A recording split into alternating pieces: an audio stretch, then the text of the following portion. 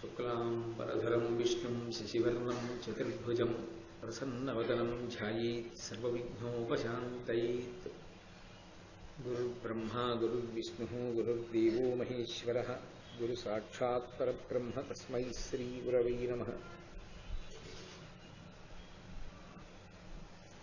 व्यासाय विष्णुरूपाय व्यासरूपाय विष्णवे नमो वै ब्रह्मनिधये वासिष्ठाय नमो नमः। कूजन्तं राम रामीति मधुरं मधुराक्षरम् आरुह्य कविताशाखां वन्दे वाल्मीकिकोकिलम्। श्रुतिस्मृतिपुराणानाम् आलयं करुणालयं नमामि भगवत्पादशङ्करं लोकशङ्करम्। वागर्धाविव सम्पृक्तौ वागर्धप्रतिपत्तये जगतः पितरौ वन्दे पार्वतीपरमेश्वरौ। सूक्तिं समग्रेतुनः स्वयमेव लक्ष्मीः श्रीरङ्गराजमहिषी मधुरैः कटाक्षैः। वैदग्ध्यवर्णगुणगुम्भनगौरवैर्यां कण्डूलकर्णकुहराः कवयोधयन्ति। हैमोर्ध्वपुण्ड्रमजहन्मकुटं सुनासं मन्दस्मितं मकरकुण्डलचारुगण्डं बिम्बाधरं बहुलदीर्घकृपाकटाक्षं श्रीवेङ्कटेशमुखमात्मनिसन्निधत्ताम्। विमलपटी कमलकुटी पुस्तकरुद्राक्षशस्तहस्तपुटी कामाक्षी पक्ष्मलाक्षी कलितविपञ्ची विभासि वैरिञ्ची। मनोजवं मरुततुल्यवेगं जितेन्द्रियं बुद्धिमतां वरिष्ठं वातात्मजं वनरयूथमुख्यं श्रीरामदूतं शिरसा नमामि। आपदामपहर्तारं दातारं सर्वसम्पदां लोकाभिरामं श्रीरामं भूयो भूयो नमाम्यहम्। जयतु जयतु देवो देवकीनन्दनोऽयं जयतु जयतु कृष्णो वृष्णिवंशप्रदीपः। जयतु जयतु मेघश्यामलः कोमलाङ्गो जयतु जयतु पृथ्वी भरनाशो मुकुन्दः। नारायणं नमस्कृत्य नरं चैव नरोत्तमं देवीं सरस्वतीं व्यासं ततो जयमुदीरयेत्। हरिः ओम्। परमेश्वरस्वरूपैः सभय नमस्कार। ధర్మరాజాదులు గంధమాదన పర్వతం మీద ఉండగా ఆ సౌగంధికా పుష్పం వచ్చి పడడం, ద్రౌపదీదేవి యొక్క కోరిక మేరకి భీమసేనుడు ఆ పర్వతం మీదకి వెళ్ళి స్వామి హనుమ యొక్క దర్శనాన్ని పొందినటువంటి వాడై తదనంతరం ఆ సౌగంధికా పుష్పకాలని తీసుకొచ్చి ద్రౌపదీదేవికి ఇవ్వడం, ఆ తరువాత జటాసురుడు అనేటటువంటి రాక్షసుడు రావడం, ఆ రాక్షస సంహారాన్ని భీమసేనుడు చెయ్యడం వరకు నిన్నటి రోజు కార్యక్రమంలో పూర్తి చేయడం జరిగింది. ఆ గంధమాదన పర్వతం మీద వాళ్ళు నివసిస్తున్నటువంటి రోజులలో 17వ నాడు వృషపర్గుడు అనబడేటటువంటి ఒక రాజర్షి ఆశ్రమానికి చేరుకున్నారు. అక్కడ 7 రోజులుండి రోమశుడు, రోమశ మహర్షి, ధౌమ్యుడు, కొద్దిమంది విప్రులు కలిసి మాల్యవత్ పర్వతాన్ని చూడ్డానికి వెళ్ళారు. మాల్యవంతము అంటుంటారు. ఆ పర్వతాన్ని చూడ్డానికి వెళ్ళారు. అవన్నీ కూడా దేవతా భూములు, చాలా విశేషమైనటువంటి పర్వతములు. అక్కడికి వెళ్ళడం, అక్కడ ఉండే సరోవరాల్లో నీళ్లు తాగడం, అక్కడ ఉండేటటువంటి కందమూలాల్ని తీసుకోవడం, ఆ మహానుభావుల్ని దర్శనం చెయ్యడం, అవన్నీ కూడా చాలా విశేషమైనటువంటి స్థితి కలిగినటువంటివి. కాబట్టి ఆ మాల్యవంతాన్ని చూడ్డానికి వెళ్ళాడు ధర్మరాజు గారు. తన యొక్క సోదరులతో, ద్రౌపదీదేవితో, కొద్దిమంది విప్రులతో, రోమశ ధౌమ్యులతో కలిసి వెళ్ళాడు. ఎందుచేత అంటే రాక్షస సంచారం కూడా అంత ఎక్కువగానూ ఉంటుంది. కాబట్టి ఇంతమందిని తీసుకువెడితే ఏదైనా ఇబ్బంది కలగచ్చు. తననే జటాసురుడు భుజం మీద ఎక్కించుకుని పారిపోయే ప్రయత్నం చేశాడన్న ఉద్దేశ్యంతో ఆయన కొద్దిమంది విప్రుల్ని తీసుకుని ఆ మాల్యవంతం అనేటటువంటి ప్రాంతాన్ని, ఆ పర్వతాన్ని చూడడానికి వెళ్ళాడు. విమల స్ఫాటిక హాటక రమణీయ దరీ నిరంతర శ్వేత నాగీంద్రం మాల్యవంతమను ఉత్తమ చరితులు చూచి చెరిగి విపినమునన్. విపినమునన్ అంటే ఆ అరణ్య ప్రాంతంలో ఆ పర్వతాన్ని వాళ్ళందరూ చూశారు. విమల స్ఫాటిక హాటక రమణీయ దరీ నిరంతర శ్వేత నాగేంద్రము. అది ఈ పటిక అంటేనే తెల్లగా ఉంటుంది. ఆ పటిక ఎలా ఉంటుందో అటువంటి రంగులో ఉన్నటువంటి శ్వేతనాగేంద్రము అంటే తెల్లని కొండ. అంత తెల్లటి కొండ, అది శుద్ధమైనటువంటి పటిక ఎలా ఉంటుందో అటువంటి రంగుని కలిగి అనేకమైనటువంటి గుహలతో కూడినటువంటి ఆ మాల్యవంతాన్ని ఉత్తమమైనటువంటి నడవడగలిగినటువంటి పాండవులు చూశారు. అక్కడ వాళ్ళు ఒక చంద్రకాంత శిలలతో చేయబడినటువంటి తల్పం మీద కూర్చుని ఉండగా ద్రౌపదీదేవి ఒక 5 రంగుల పువ్వు ఒకటి వచ్చి అక్కడ పడింది. అది సౌగంధికా పుష్పము ఎంత సువాసనతో ఉన్నదో అంతకన్నా ఎక్కువ సువాసనతో ఉన్నది 5 రంగుల పువ్వు. ఆ పువ్వుని చూసినటువంటి ద్రౌపదీదేవి పక్కన ఉన్నటువంటి భర్త భీమసేనుడితో అంది, నేను ఎన్నో పుష్పాలు చూశాను, సౌగంధికా పుష్పాలని కూడా మొన్న అనుభవించాను, కానీ ఈ పువ్వులతో సమానంగా సౌగంధికా పుష్పాలని చెప్పడం కూడా కుదరదు, అంత గొప్పగా ఉన్నాయి ఈ పుష్పాలు. కాబట్టి నువ్వు వెళ్ళి నాకు ఇటువంటి పువ్వులు కొన్ని తెచ్చిపెట్టవలసింది అని. వెంటనే ఆయన పరమోత్సాహవంతుడు, ఆయనకి అలాంటివి ఏమైనా అవకాశాలు చిక్కితే చాలని ఎదురు చూస్తుంటాడు. మొన్ననే కదా తెచ్చానంత గొడవైంది, మళ్ళీ ఇప్పుడు ఈ పువ్వులు ఎందుకని ఆయన అనలేదు. ఆయన వెంటనే ధర్మరాజు గారికి కూడా చెప్పడం, ఆయన ఉత్సాహం అటువంటిది. ఆయన గబగబా బయలుదేరి ఆ ఉత్తర దిక్కుగా ప్రయాణం చేసి ఆ పువ్వులు ఉండేటటువంటి ప్రదేశానికి వెళుతున్నాడు. వెడుతూ కుబేర భవనం దగ్గరికి చేరుకున్నాడు. ఆ కుబేరుని యొక్క భవనము ముందు ఎందరో ఆయనకి రక్షణ వహిస్తూ ఉంటారు. వాళ్ళందరినీ చూసి భీముడు ఒక పెద్ద శంఖనాదం చేశాడు. వాళ్ళు యుద్ధానికి వచ్చారు. ఆయనతో యుద్ధం జరిగింది.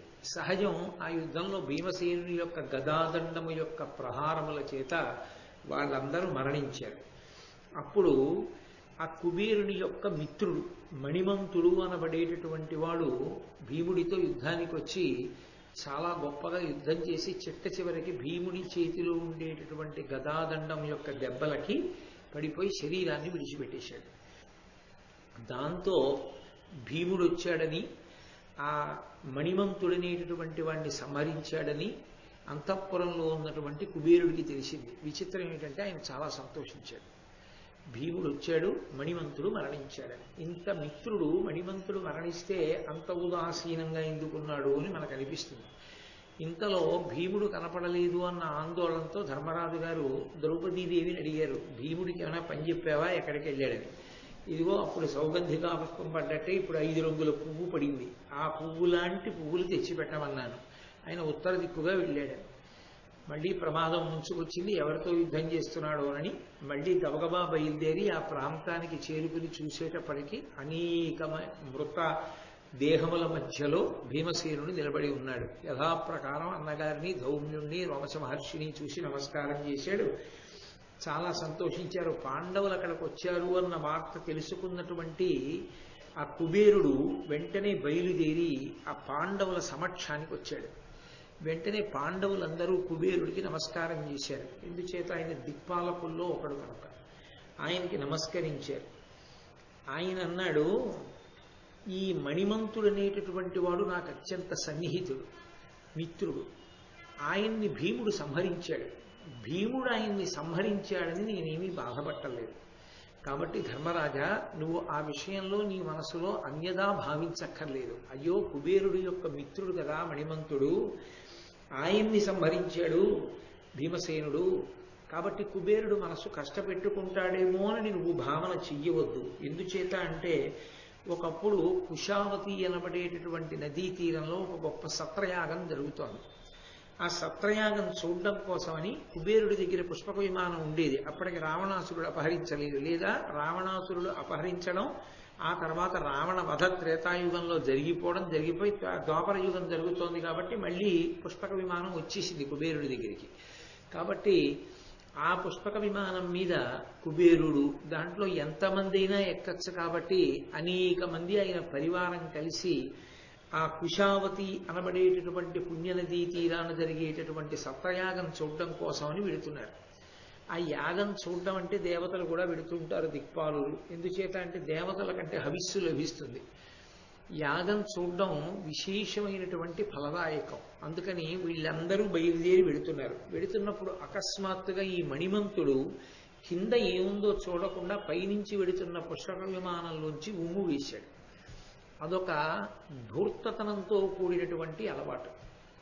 అసలు తల్లిలాంటి భూమి మీద నిష్కారణంగా ఉమ్ము వేయడం అనేటటువంటి దానికన్నా పాపపుట అలవాటు లోకంలో ఇంకోటి ఉండదు. అది చాలదన్నట్లు వేగంగా వెళ్ళిపోయేటటువంటి వాహనాల మీద వెళ్ళిపోతూ వెనక ఏముందో చూసుకోకుండా ఉమ్ము వేస్తూ ఉండడం. అది గాలికి ఎగిరి వెనక వచ్చేటటువంటి వాళ్ళ మీద పడుతుంది. ఎన్నో పర్యాయాలు నేను ఆఫీస్కి వెళ్తున్నప్పుడు, రోడ్డు మీద వెళ్తున్నప్పుడు నా మీదే ఎన్ని ఉమ్ములో పడ్డాయి. ఓసారి ఒక ఆయన వేసినటువంటి ఉమ్ము అయితే తిన్నగా వచ్చి నా ముఖం మీద పడింది కూడా. ఆయన ఏదో కొంత సంస్కారం ఉన్నవాడు కాబట్టి బండి ఆపి క్షమార్పణ చెప్పాడు, వేరు విషయం అనుకోండి. అది చాలదన్నట్లు తాంబూలాలు నవ్వులుతూ ఉండడం, నెత్తురు కక్కినట్లు రోడ్ల మీద ఎర్రటి ఉమ్ము పెద్ద పెద్ద దోషిళ్ళకి సరిపోయేటంతటిది ఉమ్ముతూ ఉండడం, అవన్నీ అట్టలు కడుతూ ఉండడం, బస్సుల్లో వెడుతూ ఉమ్మేస్తూ ఉండడం, కింద ఎవరు వెడుతున్నారో చూసుకోకపోవడం, అవన్నీ ప్రమాదహేతువులు. అది ఎవరో పడకూడని వాళ్ళ మీద పడి వాళ్ళు ఆగ్రహం చెందితే లేనిపోని ఆపదలు వస్తాయి. అసలు ఉమ్మేయడం ఏమిటి? ఆ వైద్య శాస్త్రంలో పరమేశ్వరుడు మనకి ఇచ్చినటువంటి గొప్ప బహుమానాలలో లాలాజలం ఒకటి, ఆ ఉమ్ము ఒకటి. ఎందుచేత అంటే ఆ లాలాజలంలో మ్యూకస్ టైలిన్ అని 2 పదార్థాలు ఉంటాయి. ఆ మ్యూకస్ జిగురుగా ఉంటుంది. అది ఆహార పదార్థం చాలా తేలికగా కంఠానికి ఒరుసుకోకుండా కడుపులోకి జారిపోవడానికి ఉపయోగపడుతుంది. ఆ టైలిన్ సూక్ష్మక్రిముల్ని నిర్మూలిస్తుంది. అందుకే ఎంతకాలం ఉమ్ము ఊరుతుందో అంతకాలం సూక్ష్మాంగ జీవులు పెరిగిపోకుండా నోటిని శుభ్రం చేస్తూ ఉంటాయి. అసలు పరమేశ్వరుడు ఇచ్చినటువంటి గొప్ప ప్రాథమిక చికిత్సకి ఔషధం ఏమిటి అంటే ఉమ్మే. దాని మీద తిరు నీలనక్క నాయనార్లని ఆ శివమహాపురాణంలో వస్తుంది. ఆ 63 మంది నాయనార్లలో ఒక నాయనార్ భార్య శివలింగం మీద సాలెపురుగు పాకితే నాయనార్ చూస్తున్నాడు. నాయనార్ భార్య, అయ్యో శివలింగం మీద సాలెపురుగు పాకుతోంది, శివుడికి ఒళ్ళు దురద పెడుతుందేమో అని ఆ సాలెపురుగును తీసేసి చేతిలో ఉమ్మేసుకుని శివలింగానికి రాసింది. రాస్తే నీలనక్క నాయనార్ పూజ చేస్తున్నాడు. చీ ధూర్తురాలా, శివలింగానికి ఉమ్ము రాశావు, నిన్ను నేను ఇవాల్టితో పరిత్యజిస్తున్నాను, నువ్వు పెరట్లో ఉండు, ఇక నువ్వెప్పుడు నాకు కనపడకు అని భార్యని పెరటి ఇంట్లోకి పంపించేశాడు. తను మాత్రమే ఇంట్లో ఉండేవాడు. ఒక 4 రోజులు పోయిన తర్వాత ఆయన నిద్రపోతుంటే పరమేశ్వరుడు కల్లోకి వచ్చాడు. ఒళ్ళంతా దద్దుర్లు ఎక్కిపోయి ఉన్నాడు శివుడు. అదేమి శివ అలా ఉన్నావు అని అడిగాడు నాయనారు. అడిగితే, నువ్వు పూజ చేస్తున్నప్పుడే నువ్వు తెచ్చిన పూలలోంచే ఒక సాలెపురుగు పడింది, అది నా ఒళ్ళంతా పాకింది, పాకితే దాని విషానికి నా ఒళ్ళంతా దురద పెట్టింది. ఆయుర్వేద శాస్త్రంలో అన్నిటికన్నా పరమ ప్రమాదకరమైన విషం దేని దగ్గర ఉంటుంది అంటే సాలెపురుగు దగ్గరే. కాబట్టి నా ఒళ్ళంతా కూడాను దురదలు పెట్టి ఇదిగో ఇలా ఆ మచ్చల కింద పడిపోయింది. నీ భార్య నా ఒళ్ళు ఎక్కడ ఈ విధమైన ఇబ్బందికి గురవుతుందో అని ఉమ్ము చేతిలో వేసుకుని రాసింది. ఎక్కడ రాసిందో అక్కడ మాత్రం నా ఒళ్ళు మచ్చ పడలేదు, చూడమని చూపించాడు. ఉమ్ము వేసింది అన్నది కనపడుతుంది, కానీ ఆమె ఉమ్ము వేయడంలో శివలింగాన్ని చూడలేదు. అది పరమేశ్వరుని యొక్క శరీరం అనుకో. ఆయన మీద సాలెపురుగు పాకితే ఆయన కోమలమైన శరీరానికి ఎంత ఇబ్బంది కలుగుతుందోనని వెంటనే ఉమ్ము రాసింది. ఎంత భక్తి తత్పరాలో చేసిన చేష్టితం అటువంటిదైనా ఆమె భక్తికి పరమశివుడు ప్రసన్నుడై నీలనక్క నాయనార్ కల్లో కనపడి ఆమెను ఏలుకొమ్మంటే మళ్ళీ భారీగా స్వీకరించాడు. నీకు లేని భక్తి ఆమెకున్నది అన్నాడు. కాబట్టి ఎక్కడ పడితే అక్కడ ఉమ్ము వేయడం అనేటటువంటిది అత్యంత ప్రమాదకరమైనటువంటి లక్షణం, హేయమైనటువంటి అలవాటు అది. అటువంటి అలవాటు ఎన్ని ప్రమాదాలో తీసుకొచ్చింది వాంగ్మయంలో. అటువంటి ప్రమాదములలో ఇదిగో ఇదొకటి. కుబేరుడి యొక్క మిత్రుడైన మణిమంతుడు పుష్పక విమానంలో వెడుతున్నాం కదా, మనందరం యక్షులం అనేటటువంటి గర్వంతో కుబేరుడి స్నేహితుణ్ణి, కుబేరుడు అపారమైనటువంటి ఐశ్వర్యమునకు నిధి కాబట్టి నాకేం తక్కువ అనేటటువంటి మదంతో ఆ పైనుంచి ఉమ్ము వేశాడు. అది ప్రారంధవశాత్తు కింద అగస్త్య మహర్షి ఉన్నాడు, ఆయన మీద పడింది. వెంటనే అగస్త్య మహర్షి తలెత్తి చూశారు. కొన్ని పాపాలకి సద్య ఫలితాలు ఉంటాయి, అవి ఎక్కువసేపు ఆగవు, ఎప్పుడో అనుభవింపచేద్దామని ఆపరం, ఉత్తర క్షణంలో ఫలితాన్ని ఇచ్చేస్తాయి. అవి పరమ ప్రమాదకరమైనటువంటి పాపాలు. అందుకే అన్నిటికన్నా మనుష్యుడు చాలా జాగ్రత్తగా ఉండవలసింది ఏది అంటే ఎక్కడ పడితే అక్కడ ఉమ్ము వేయకుండా ఉండడమే.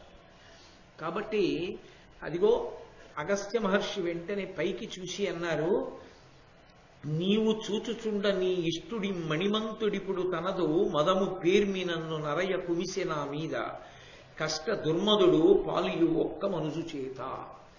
యక్షుడుననే గర్వంతో నీ స్నేహితుణ్ణి అనేటటువంటి అహంకారంతో ఓ కుబేరా ఈ మణిమంతుడు పుష్పక విమానంలోంచి ఉమ్ము వేశాడు, అది నా మీద పడింది, కాబట్టి ఇతడు ఒక మనుష్యుని చేతిలో మరణించుగాక అని శపించాడు. కాబట్టి ఈ మణిమంతుడు ఒక మనుష్యుడి చేతిలో మరణించాలి, ఎప్పుడో అప్పుడు అది కలుగుతుంది అని నేను చూస్తున్నాను. ఇదిగో ఇవాళ భీమసేనుడి చేతిలో చనిపోయాడు. భీమసేనుడు చంపలేదు, అగస్త్యుడి వాక్కు చంపించేసింది భీమసేనుడి చేత. కాబట్టి దానికి మీరు కర్తలు కారు, మీరు దాని గురించి బెంగపెట్టుకోవలసినటువంటి అవసరం లేదు అని చెప్పి ధర్మరాజు గారి వంక చూసి, ఇవ్వాలంటే మణిమంతుణ్ణి సంహారం చేశాడు, కానీ అన్ని వేళలా సాహసం పనికిరాదు, యుక్తాయుక్త విచక్షణ, కొంచెం ఆలోచించడం అనేటటువంటిది అవసరం అవుతుంది. సావకాశము, సందర్భము, సానుకూలత వీటిని పరిశీలించకుండా పరాక్రమం ఉంది కదా అని ముందుకు వెళ్ళిపోతే ఒక్కొక్కసారి చాలా ప్రమాదాలు వస్తాయి. ఎందుకంటే మనం చూసేది ఒకటవుతుంది, కానీ దానికి ఉండే శక్తి వేరవుతుంది. అప్పుడు లేనిపోని ఉపద్రవాలు వస్తాయి. కుబేరుడు చెప్పిన మాట భవిష్యత్తులో యథార్థమైంది. కాబట్టి నువ్వు భీమసేనుడికి చెప్పవలసింది, ధర్మరాజా ఆయనని ఇంత దూకుడుతనంతో ఉండకుండా మందలించు అని. మీరు ఈ ప్రాంతమునందు ఉన్నంత కాలము కూడా మీకు ఇబ్బంది కలగకుండా మీ భోజనానికి కావలసినటువంటి అన్నం, మీరు తాగడానికి కావలసిన నీళ్లు మా సేవకులు పట్టుకొచ్చి మీకు ఇస్తూ ఉంటారు. దానితో పాటుగా మీకు ఇతపూర్వం ఇంద్రుడు మొదలైనటువంటి వాళ్ళు వరాలు ఇచ్చి మిమ్మల్ని సర్వకాలముల యందు కాపాడుతుంటామని ఎలా మాటిచ్చారో అలాగే నేను మాటిస్తున్నాను. మీరు ధర్మాత్ములు కనుక మిమ్మల్ని ఎప్పుడూ నేను కాపాడుతుంటాను, నా యొక్క రక్షణ మీకు కలుగుతుంది అని అనుగ్రహించాడు.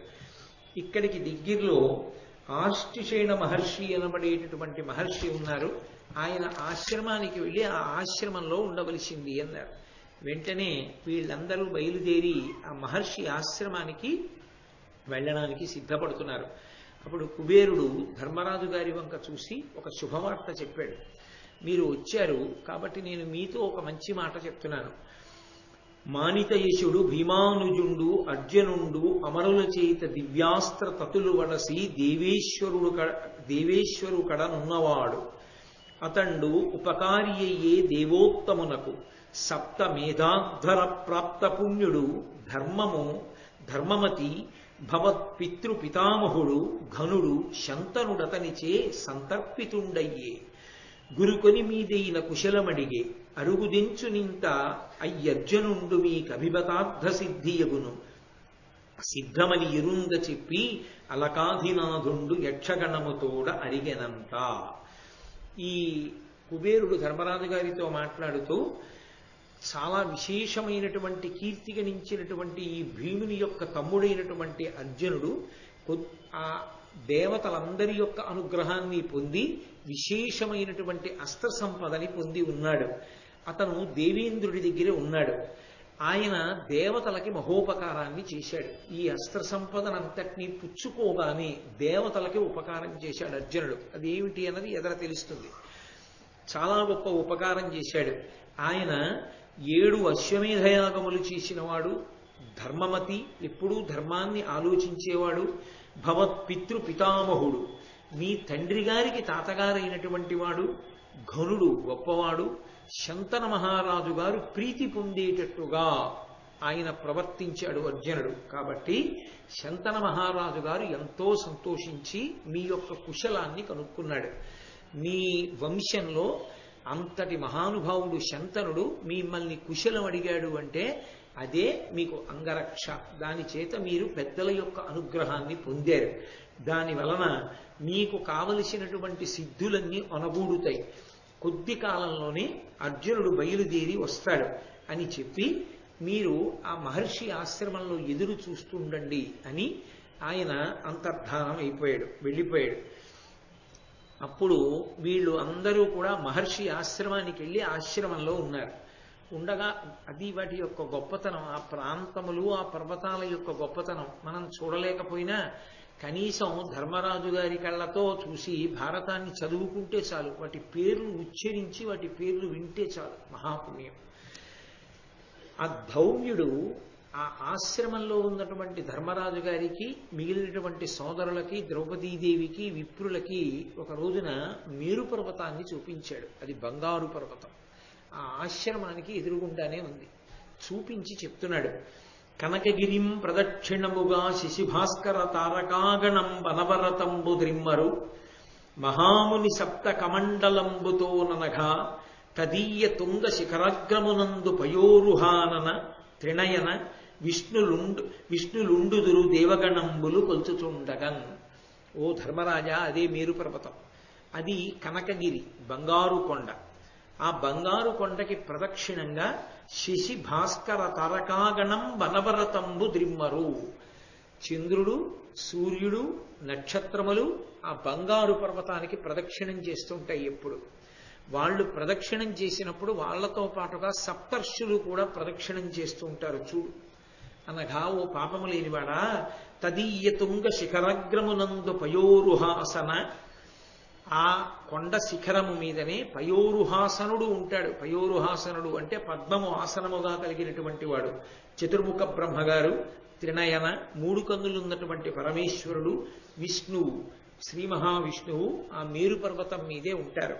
కాబట్టి విష్ణులుండుదురు దేవగణంబులు కొల్చుచుండగన్. దేవతాగణాలన్నీ సేవిస్తుండగా ఈ సృష్టికర్త, స్థితికర్త, ప్రళయకర్త అయినటువంటి బ్రహ్మ విష్ణు మహేశ్వరులు ముగ్గురు కూడా ఆ మేరు పర్వత శిఖరం మీద కొలువు తీరి ఉంటారు. అదిగో ఆ మేరు పర్వతాన్ని చూడు అని ఆశ్రమంలోంచి చూపించాడు. పాండవులు అక్కడ ఎదురు చూస్తుండగా ఒక రోజున దేవేంద్రుడు తన రథంలో బయలుదేరి అక్కడికి వచ్చాడు. దేవేంద్రుడి రథం రావడం అంటే మాటలు కాదు. శ్రీరామాయణంలో కూడా ఆ దేవేంద్రుడి యొక్క రథం అగస్త్యాశ్రమానికి వచ్చినప్పుడు వర్ణిస్తారు. బోరన సురదుంధుబులు నినాదంబులు కిన్నర గంధర్వ గీతరవములెసగా సహస్ర సూర్యేందు మండలములవోలే విమానముల్ పొలిచివిలుగా పాండవాలోకన పరుడై సహస్రాక్షుడమర గణంబుతో మహాద్రికేతించే ప్రీతి అయ్యింద్రుడ కందరు అంత అభ్యుద్గతులైరి పాండవాగ్రజుండు తాను అనుజులు ఇంద్రు పాదాంబుజముల కెరిగి అధిక భక్తి శాస్త్ర దృష్ట వివిధ సత్కార విభుల పూజించే అమర ఖచర సిద్ధ పూజ్యు. ఆ దేవేంద్రుడు తన రథంలో బయలుదేరి వచ్చాడు. చిత్రం ఏంటంటే, ఈ దేవేంద్రుడు రావడానికి ముందరే, ఒక రోజు ముందరే అర్జునుడు కూడా పాండవుల యొక్క సన్నిధానాన్ని చేరుకున్నాడు. పరమ సంతోషంతో ధర్మరాజు గారు ఆహ్వానం పలికాడు. అర్జునుడు ధర్మరాజు గారికి, భీమసేనుడికి నమస్కారం చేశాడు. నకుల సహదేవుల యొక్క నమస్కారాలు అందుకున్నాడు. ద్రౌపదీదేవిని కుశలం అడిగాడు. బ్రాహ్మణులందరికీ నమస్కరించాడు. తను ఎంత అస్త్ర సంపదని పొందాడో, దాని వలన తాను ఇవాళ ఎంత దుర్నిరీక్షుడయ్యాడో ధర్మరాజు గారికి చెప్పాడు. చాలా సంతోషాన్ని ధర్మరాజు గారు పొందారు. ధర్మరాజు గారు సంతోషాన్ని పొంది అర్జునుడు వచ్చి కొద్ది సమయం కాకముందే దేవేంద్రుడు రథంలో బయలుదేరి వచ్చాడు. ఆ దేవేంద్రుడు రథంలో బయలుదేరి వస్తున్నటువంటి సందర్భంలో బోరన సురదుందుభుల నినాదంబులు కిన్నర గంధర్వ గీతరవములెసగా, ఆ ఇంద్రుడి యొక్క రథం బయలుదేరి వస్తుంటే దేవతల యొక్క దుందుబులన్నీ మోగేటాయి. అలాగే కిన్నెరులు, గంధర్వులు మొదలైనటువంటి వాళ్ళు పాటలు పాడారు. ఒక్కసారి 1000 సూర్యమండలాలు, 1000 చంద్రమండలాలు ఆకాశంలో ప్రకాశిస్తే ఎలా ఉంటుందో ఇంద్రుడి యొక్క రథం అంత గొప్పగా ఉంది. 10,000 గుర్రములు పూంచి ఉంటాయి దానికి. ఓలే విమానములు పొలిచి వెలుగా. ఆయన వెనక ఎందరో దేవతలు బయలుదేరి వచ్చారు. ఆ దేవతల యొక్క విమానాలన్నీ కూడా అలా ఆకాశంలో నిలబడ్డాయి. అవి భూమి మీదకి దిగవలసినటువంటి అవసరం లేదు. అవి ఆకాశంలోనే అలా నిలబడగలవు. కాబట్టి ఇన్ని దేవతా విమానములన్నీ ఆకాశంలో నిలబడ్డాయి. ఇంద్రుడి యొక్క రథం ఆ మధ్యలో ఉంది. వచ్చి పాండవాలోకనపరుడై సహస్రాక్షుడమరగణంబుతో మహాద్రికేదించే, పాండవుల్ని చూడాలనేటటువంటి కోరికతో ఇంద్రుడు దేవతాగణములన్నిటితో కలిసి బయలుదేరి వచ్చినటువంటి వాడై ప్రీతి అయ్యింద్రునకందరూ అంత అభ్యుద్గతులైరి పరమ ప్రీతితో పాండవులందరూ కూడా దేవేంద్రుణ్ణి చూడగానే ఆయన పాదములకు నమస్కరించి అర్ఘ్యపాద్యాది విధులు నిర్వర్తించి ఆయనకి చెయ్యవలసినటువంటి పూజ చేసి ఆయన అనుగ్రహాన్ని అపేక్షించారు. అప్పుడు దేవేంద్రుడు ధర్మరాజు గారితో మాట్లాడుతూ, నీ సోదరుడైనటువంటి అర్జునుడు నివాత కవచులను సంహరించాడు. నివాత కవచులనేటటువంటి వాళ్ళు చాలా భయంకరమైనటువంటి రాక్షసులు. వాళ్ళని సంహారం చేశాడు. దేవతల దగ్గర సమస్తమైనటువంటి అస్త్రములను పొందాడు. ఇప్పుడు అర్జునుణ్ణి గెలవడం ఎవ్వరికీ సాధ్యం కాదు. కాబట్టి ధర్మరాజా, నువ్వు బెంగ పెట్టుకోవలసిన అవసరం లేదు. నువ్వు ధర్మాన్ని పట్టుకుని సత్యాన్ని పట్టుకుని కృష్ణుడే ఉద్యమిద్దామని అడిగినా కూడా కాదని పెద్దల ముందు నేను ప్రమాణం చేసి ఉన్నాను కనుక 12 సంవత్సరముల అరణ్యవాసము 1 సంవత్సరము అజ్ఞాతవాసము పూర్తయిన తరువాతనే నేను మళ్ళీ వచ్చి ఆ యుద్ధానికి బయలుదేరుతాను అని అన్నావు. నీ ధర్మానికి సత్యానికి దేవతలు ప్రీతి చెందారు. అందుకే అర్జునుడికి అంత అస్త్ర సంపదని కట్టబెట్టారు.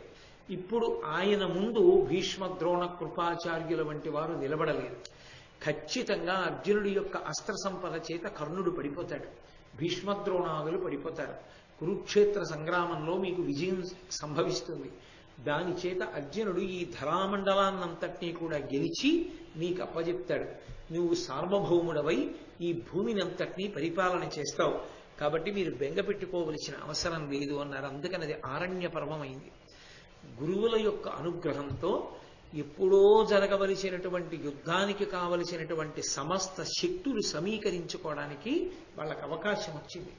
నిజానికి అలా కాకపోయి ఉంటే యుద్ధం జరిగితే భీష్మ ద్రోణాదుల ముందు వీళ్ళు నిలబడగలరా అన్నది మనకు అనుమానం కాదు, ధర్మరాజు గారికి అనుమానం.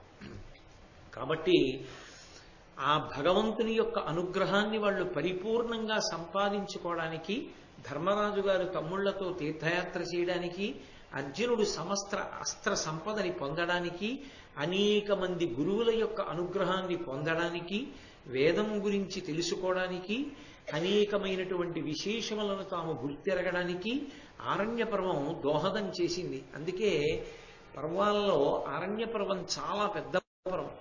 ఆ పర్వంలో ఎందరో మహాత్ముల పేర్లు, ఎన్నో క్షేత్రాలు, ఎందరో మహాత్ములు, వాళ్ళందరూ కూడా అస్త్ర సంపదనంతటినీ కూడా పాండవులకు దత్తం చేశారు. పాండవుల యొక్క శీల వైభవం అంతా ప్రకాశించింది. పరమధర్మాత్ములై వాళ్ళకి కాలం కలిసి రాకపోయినా కాలం కలిసి వచ్చేంత వరకు ఓర్పుతో ఎదురు చూశారు. అదే వారికి చిట్ట చివర శ్రీరామ రక్ష అయింది. కాబట్టి నీకేమీ బెంగలేదయా అని చెప్పారు. అయితే నన్నయ్య గారు అకస్మాత్తుగా ఇక్కడ ఫలశ్రుతి చెప్పారు. ఇది ఎంత శక్తివంతమైన ఘట్టముగా భావన చేస్తారంటే, మహాభారతంలో ప్రత్యేకించి ఆరణ్య పర్వంలో ఈ కుబేరుడు పాండవులు, ఇంద్రుడు పాండవులు కలుసుకున్నటువంటి ఘట్టం పరమశక్తివంతమైనటువంటి ఘట్టం. ఎందుచేత అంటే ఇంద్రుడి దగ్గరికి అర్జునుడు వెళ్ళాడు.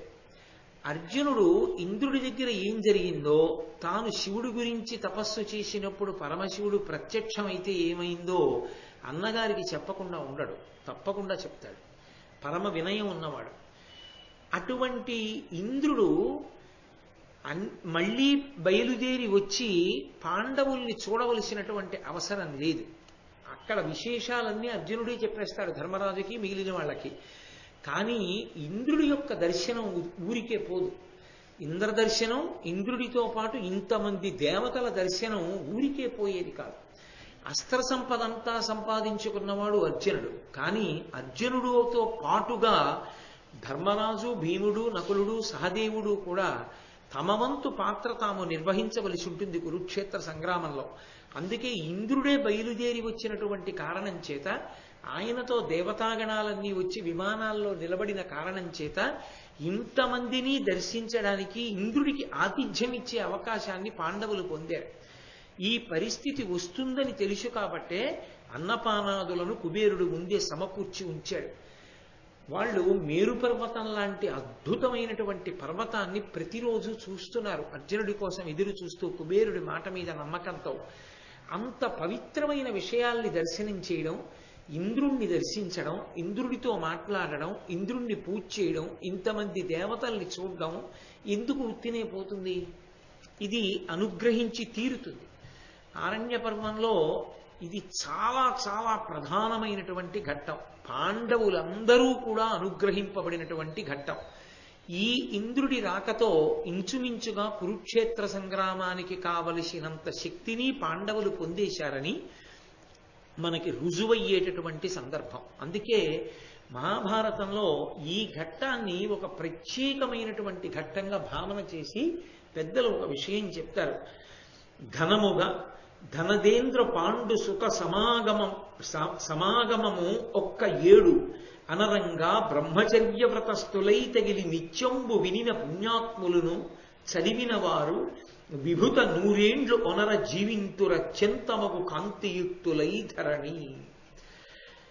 ఎవరైనా సరే 1 సంవత్సరం పాటు నియమంగా బ్రహ్మచర్య వ్రతాన్ని పాటిస్తూ ప్రతిరోజు పాండవులు కుబేరుణ్ణి ఇంద్రుణ్ణి కలుసుకున్నటువంటి ఘట్టాన్ని చదువుకుంటే, శుభవార్త కుబేరుడు చెప్పేశాడు ముందే, అందుకని కనీసం కుబేరుణ్ణి కలుసుకున్న ఘట్టం వరకు చదువుకుంటే, ఇంకా తర్వాత కుబేరుడు చెప్పింది జరిగింది, అందుకని ఈ ఘట్టం వరకు ఎవరు చదువుతారో అనరంగా బ్రహ్మచర్య వ్రతస్థులై, బ్రహ్మచర్యాన్ని పాటిస్తూ 1 సంవత్సరం పాటు ఎవరన్నా నియమంగా చదివినా, వేరొకరు చదువుతుంటే విన్నా, అలా విన్న వాళ్ళకి, అలా చదివిన వాళ్ళకి కూడా ఒక ఫలితం వస్తుంది. తగిలి నిత్యంబు వినిన పుణ్యాత్ములను చదివిన వారు విభుత 100 ఏండ్లు వనర జీవింతురు. వాళ్ళు 100 సంవత్సరములు జీవిస్తారు. అత్యంతమగు కాంతియుక్తులై ధరణి. జీవించడం అంటే ఏదో అనారోగ్యం పడిపోయి మంచాలుండిపోయి ఉండడం కూడా బతకడమే కాదు. కాంతియుక్తులై, వాళ్ళు 100 సంవత్సరముల పాటు అనేకమైన పుణ్యకార్యములను చెయ్యడానికి, ధర్మాన్ని అనుష్ఠించడానికి కావలసినటువంటి తేజస్సుతో కూడుకున్న వారై ఈ ధరణీ మండలం మీద చక్కగా వాళ్ళు జీవించగలుగుతారు. మహాభారతంలో ఈ ఘట్టాన్ని విన్నా చదివినా అంత శక్తివంతం. 365 రోజులేమో కానీ కనీసంలో కనీసం ఒక్కరోజైనా మహాభారత ప్రవచనాంతర్గతంగా ఘట్టాలు వినడానికి అంత విశేషమైనటువంటి ప్రశస్తి ఉంది. కాబట్టి ఆ అర్జునుడు ధర్మరాజు గారితో చెప్తున్నాడు, అన్నయ్య, నాకు ఇంద్రుడు ఇవ్వవలసినటువంటి అస్త్రాలన్నీ ఇప్పించాడు దేవతల చేత. పరమశివుడు నన్ను అనుగ్రహించి పాశుపతాస్త్రాన్ని ఇచ్చాడు. పరమశివుడితో మల్లయుద్ధం చేయడం వల్ల నేను ఆయన శరీరాన్ని తాకగలిగాను. ఇంతమంది దేవతల యొక్క అనుగ్రహాన్ని పొందిన తరువాత ఒకరోజు దేవేంద్రుడు నన్ను పిలిచి స్వయంగా ఆయనే మణులతో కూడినటువంటి ఒక కిరీటాన్ని నా తల మీద అలంకారం చేశాడు. గాంధీవాన్ని సిద్ధం చేసి నా చేతికి ఇచ్చాడు. ఆయన వేసుకునేటటువంటి భూషణాలన్నీ తీసి నాకు అలంకారం చేశాడు. అలంకారం చేసి దేవతలని ఇబ్బంది పెడుతున్నటువంటి వాళ్ళు దాదాపుగా 3 కోట్ల మంది ఉన్నారు. నివాత కవచులు అనబడేటటువంటి రాక్షసులు. వాళ్ళని సంహరించడం దేవతలకి చేత కాదు. వాళ్ళు దేవతలు సంహారం చెయ్యలేరు వాళ్ళని. 3 కోట్ల మందిని ఇంత అస్త్ర సంపద ఉంది కాబట్టి నువ్వు ఒక్కడివే యుద్ధం చేసి ఓడించాలి అర్జున. కాబట్టి నువ్వు బయలుదేరమని నన్ను ఆశీర్వదించి రథం ఎక్కించాడు దగ్గరుండి. దేవతలందరూ చూసినటువంటి వారై నన్ను ఇంద్రుడు ఆశీర్వదించడం చూసి దేవతలందరూ కలిసి నాకు శంఖాన్ని ఇచ్చారు. దాని పేరు దేవదత్తము. ఆ దేవదత్తము అనబడేటటువంటి శంఖాన్ని పూరిస్తే ప్రతివీరులు శత్రువులందరూ కూడా గడగడలాడిపోతారు. అటువంటి శంఖాన్ని చేతపట్టుకుని మాతలి సారథ్యం చేస్తూ ఉండగా నేను ఇంద్రరథం మీద ఆ నివాత కవచులతో యుద్ధానికి వెళ్ళాను. ఎంత భయంకరమైన యుద్ధం జరిగిందంటే మాతలి కింద పడిపోయాడు రథం మించి. ఆ గుర్రాలకి దారి తెలియలేదు. కింద పడిపోయిన మాతలి అరిచాడు. ఇత పూర్వం దేవతలకి రాక్షసులకి యుద్ధాలు జరిగాయి. ఆ యుద్ధాలలో నేను ఇంద్రుడికి సారథ్యం చేశాను. అప్పుడు కూడా నేను ఇంత భయంకరమైన యుద్ధాన్ని చూడలేదు. ఈ యుద్ధం అంత భయంకరంగా ఉంది. అర్జున, ఇది సమాప్తం అవుతుందా అని అడిగాడు. 3 కోట్ల మంది రాక్షసులు విడిచిపెట్టినటువంటి కొన్ని కోట్ల బాణములను అర్జునుడు ఒక్కడే ఛేదించాడు. అది నిజంగా అనితర సాక్ష్యం. అసలు మహాభారతం చదువుతుంటే ఒళ్ళు గగురు పొడుస్తుంది. 3 కోట్ల మంది రాక్షసులు ఒక్కొక్కడు ఒకే సమయంలో అనేకమైనటువంటి ఆయుధములను ప్రయోగించగలరు. మహాభారతంలో నన్నయ్య గారు ఏమన్నారంటే భూమి ఆకాశములు నిండిపోయాయి వాళ్ళు వేసిన బాణముల చేత అన్నారు. అన్ని బాణములు నిండిపోతే అర్జునుడు ఒక్కడే కవ్వడి 2 చేతులతో బాణాలు వేస్తాడు.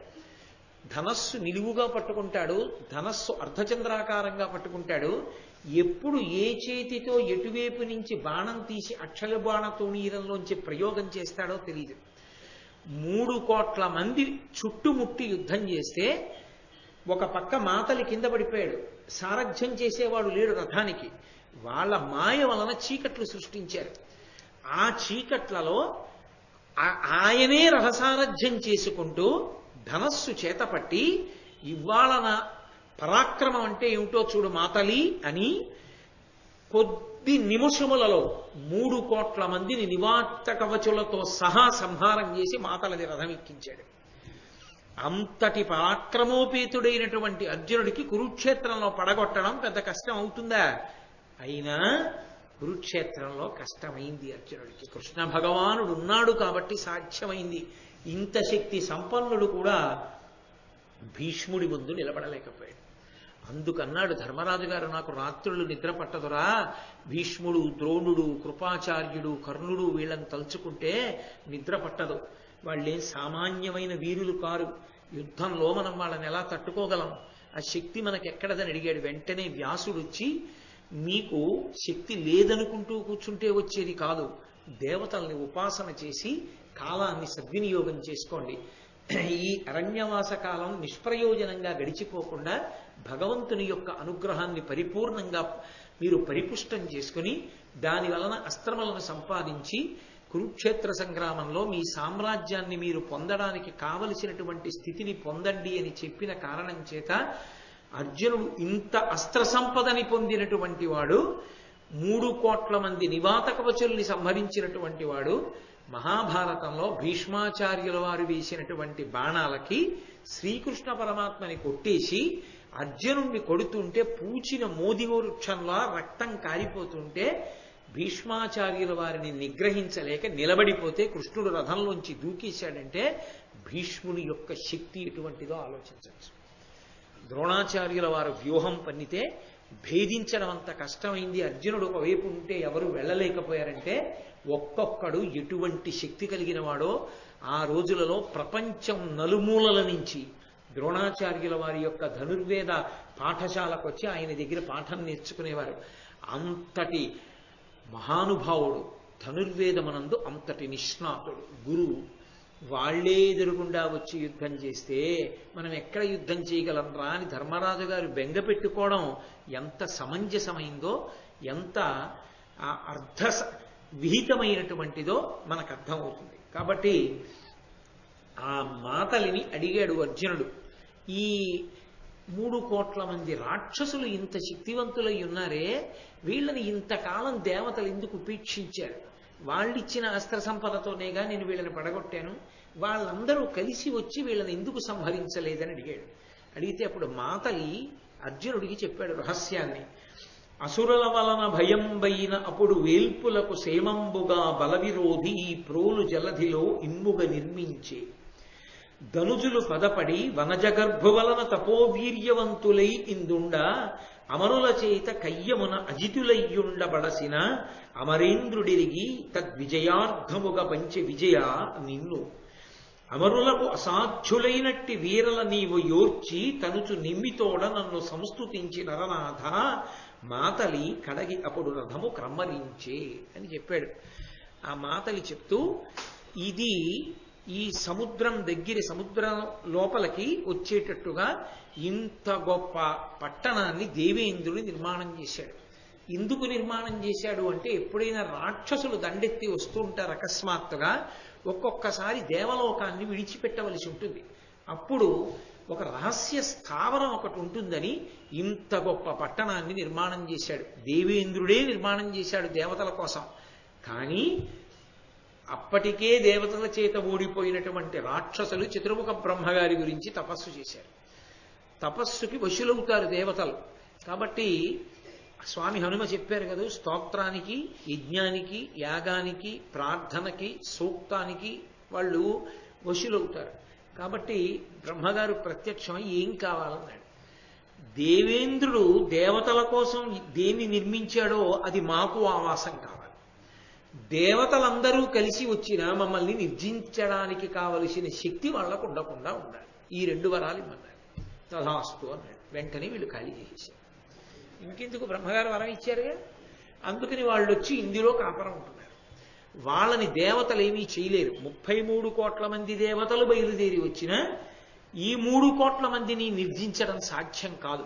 అందుకే తమాస్త్ర సంపదనంతటినీ నీకిచ్చి నీకు తర్వాత ఉపయోగపడుతుంది. ముందు వాళ్ళ రక్షణ వాళ్ళు చూసుకున్నారు. అర్జున, నిన్ను పంపించాడు యుద్ధానికి. ఇప్పుడు దేవతలందరి దగ్గర ఉండే శక్తులన్నీ నీ ఒక్కడి దగ్గరే ఉన్నాయి. అందుకే ఇంత భయంకరమైనటువంటి సంగ్రామంలో నివాత కవచులను నీవు సంహరించగలిగావని, ఇది చాలా అద్భుతమైనటువంటి సాధితము అని ఆ మాతలు చెప్పి తిరిగి బయలుదేరి వాళ్ళు అమరావతి వైపుకు వెళ్ళిపోతున్నారు. అక్కడ ఒక బంగారు పురం ఒకటి కనపడింది. ఆ బంగారు పురం వంక చూశారు. చూసి అర్జునుడు అన్నాడు మాతలితోటి, చాలా ఆశ్చర్యకరంగా ఉంది, ఇక్కడ ఈ బంగారుపురం ఎలా వచ్చింది, దీని యొక్క విశేషం ఏమిటో నాకు చెప్పవలసింది అని అడిగాడు. అక్కడ ఏదో యుద్ధం చేద్దామని అర్జునుడు అనుకోలేదు. ఏమిటి బంగారుపురం అని అడిగాడు. దానితో పాటుగా అక్కడ ఒక ఆశ్రమం కూడా ఉంది. 2 పరస్పర విరుద్ధాలు, బంగారుపురము, ఆశ్రమము. అడిగితే ఆయన అన్నాడు, కనకమయమైన ఈ ప్రోలున తమ సుతులు అహవంబులో అమరులచే తను వజ్జులు కాకుండను వనజజుచే బడసి అసుర వనితలు వనముల్. ఏమీ లేదయా, పూర్వకాలంలో పులోమ, కాలక అనబడేటటువంటి 2 రాక్షస స్త్రీలు ఉండేవారు. వాళ్ళిద్దరికీ 2 కుమారులు పుట్టారు. ఆ 2 కుమారుల్ని వీళ్ళిద్దరి పేరు మీదే పిలుస్తారు, పౌలోములు, కాలకులు అని. కాబట్టి ఆ తల్లులకు బిడ్డలైనటువంటి రాక్షసులు ఎక్కడ చనిపోతారోనన్న బెంగతో, దుందుడుకు స్వభావంతో దేవతల మీదకి యుద్ధానికి వెడతారు కదా అస్తమానం. అందుకని వాళ్ళు ఎక్కడ మరణిస్తారోనని ఈ బంగారుపురాన్ని నిర్మాణం చేసి ఆ రాక్షస స్త్రీలిద్దరూ బ్రహ్మగారి గురించి తపస్సు చేశారు. ఆ తపస్సు చేస్తే వనజజు, వనమునందు జ అంటే పుట్టిన తామర పువ్వు, అందులోంచి పుట్టినవాడు బ్రహ్మగారు. ఆ బ్రహ్మగారి గురించి తపస్సు చేస్తే బ్రహ్మగారు ప్రత్యక్షమై ఏం కావాలని అడిగాడు. వాళ్ళ పుత్ర ప్రేమ వాళ్ళది. వాళ్ళన్నారు, ఈ పట్టణంలో మా పిల్లలు ఎంతకాలం ఉంటారో అంతకాలం మా పిల్లల్ని దేవతలకి చెనకేటటువంటి శక్తి లేకుండుగాక అన్నాడు. తథాస్తు అన్నాడు. కాబట్టి ఆ నివాత కవచులు ఎలా దేవతల చేత సంహరింపబడరో వీళ్ళు కూడా దేవతల చేత సంహరింపబడరు. వాళ్ళు 3 కోట్ల మంది, వీళ్ళు 60,000 మంది ఈ బంగారుపురంలో ఉంటారు. ఆ 3 కోట్ల మంది కన్నా కూడా దుర్నిరీక్షులు వీళ్ళు. సంఖ్యలో తక్కువ కానీ వీళ్ళ యుద్ధం అంత భయంకరంగా ఉంటుంది. వెంటనే అర్జునుడు శంఖనాదం చేసి అల్లెత్రాడు మోగించాడు. ఎలాగో వచ్చాంగా, వదిలిపెట్టేయడం ఎందుకు, దేవతలకి విరోధులేగా, వీళ్ళని కూడా సంహరించి వెళ్ళిపోతానన్నాడు. కాబట్టి ఏదో బజార్లోకి వచ్చాం కదా, ఇంకో పని కూడా చక్కబెట్టి వెళ్ళిపోదాం అన్నట్టు. కాబట్టి దేవతా విరోధులను సంహరించడానికి ఆయన ఉద్యుక్తుడయ్యాడు. ఆ ఉద్యుక్తుడైనటువంటి సమయంలో వీళ్ళందరూ వచ్చి భయంకరమైనటువంటి యుద్ధానికి అర్జునుడి మీద పడ్డారు. అది ఎంత భయంకరమైనటువంటి సంగ్రామం అంటే, అప్పటి వరకు తాను ప్రయోగించినటువంటి పాశుపతాస్త్రాన్ని ప్రయోగించవలసి వచ్చింది అర్జునుడు. బురగ ఫణాగ్రరత్న కిరణోల్ల సదగ్రభుజున్ వృషాంకు శంకరు శశిఖండ మండిత శిఖండు శివున్ హృదయాంబుజమునందు ఇరముగ నిలిపి పాశుపత దివ్య శరం బరివోసి ఏసితిన్ సురరిపుకోటి మీద సురసూతుడు మాతలి చూచి మెచ్చగన్. ఆ దేవతల యొక్క నాయకుడైనటువంటి ఇంద్రుని యొక్క సారథి అయినటువంటి మాతలి మెచ్చుకునేటట్టుగా నేను పాశుపతాస్త్రాన్ని వేశాను. ఆ పాశుపతాస్త్రాన్ని వేసినప్పుడు మనసులో శంకరుణ్ణి నిలబెట్టుకుని ఆ మంత్రాన్ని ధ్యానం చేశాను. ఎటువంటి శంకరుణ్ణి? ఉరగ ఫణగ్ర రత్న కిరణోల్ల సదుగ్రభుజున్. ఆ పాములు ఆయన కంఠం మీద ఇలా ఆడుకుంటుంటాయి. ఆడుకుంటున్నప్పుడు ఇక్కడికి వచ్చి పడగలు విప్పుతాయి. పడగలు విప్పితే అవే మామూలు సర్పాలు కావు, వాసుకి లాంటి సర్పాలు. అవి పడగలు విప్పినప్పుడు ఆ పడగల మీద మణుల యొక్క కాంతులు ఉంటాయి. ఆ కాంతులు పరమశివుని యొక్క భుజాల మీద పడుతుంటాయి. అంత పెద్ద పెద్ద సర్పముల యొక్క పడగల మీద ఉండేటటువంటి రత్నముల యొక్క కాంతులు తన భుజాల మీద పడడం చేత ప్రకాశిస్తున్నటువంటి భుజములు కలిగినటువంటి శంకరుణ్ణి వృషాంకు, ఆ దగ్గర పెట్టుకున్నటువంటి పతాకం మీద వృషభము ధ్వజముగా కలిగినటువంటి వాడు, ఎద్దు గుర్తుగా కలిగినటువంటి వాణ్ణి శంకరు. శంకరోతీతి శంకర, లోకములకు శుభాలు చేసేటటువంటి వాణ్ణి. శిశిఖండ మండిత శిఖండు, అర్ధచంద్రాకారంగా ఉండేటటువంటి చంద్రుణ్ణి తన యొక్క జటాజూటమునందు ధరించినటువంటి వాణ్ణి, లేదా తదియనాటి చంద్రరేఖని ధరించినటువంటి వాణ్ణి శివున్, మంగళప్రదుణ్ణి, కళ్యాణకారకుణ్ణి. హృదయాంబుజంబునందిరముగ నిలిపి, నా హృదయము మనస్సు అనేటటువంటి పద్మంలో స్థిరంగా నిలబెట్టి, పాశుపత దివ్య శరం బరివోసి ఏసితిన్, ఒక్కసారి పాశుపతాస్త్రాన్ని స్మరించి నేను విడిచిపెట్టాను.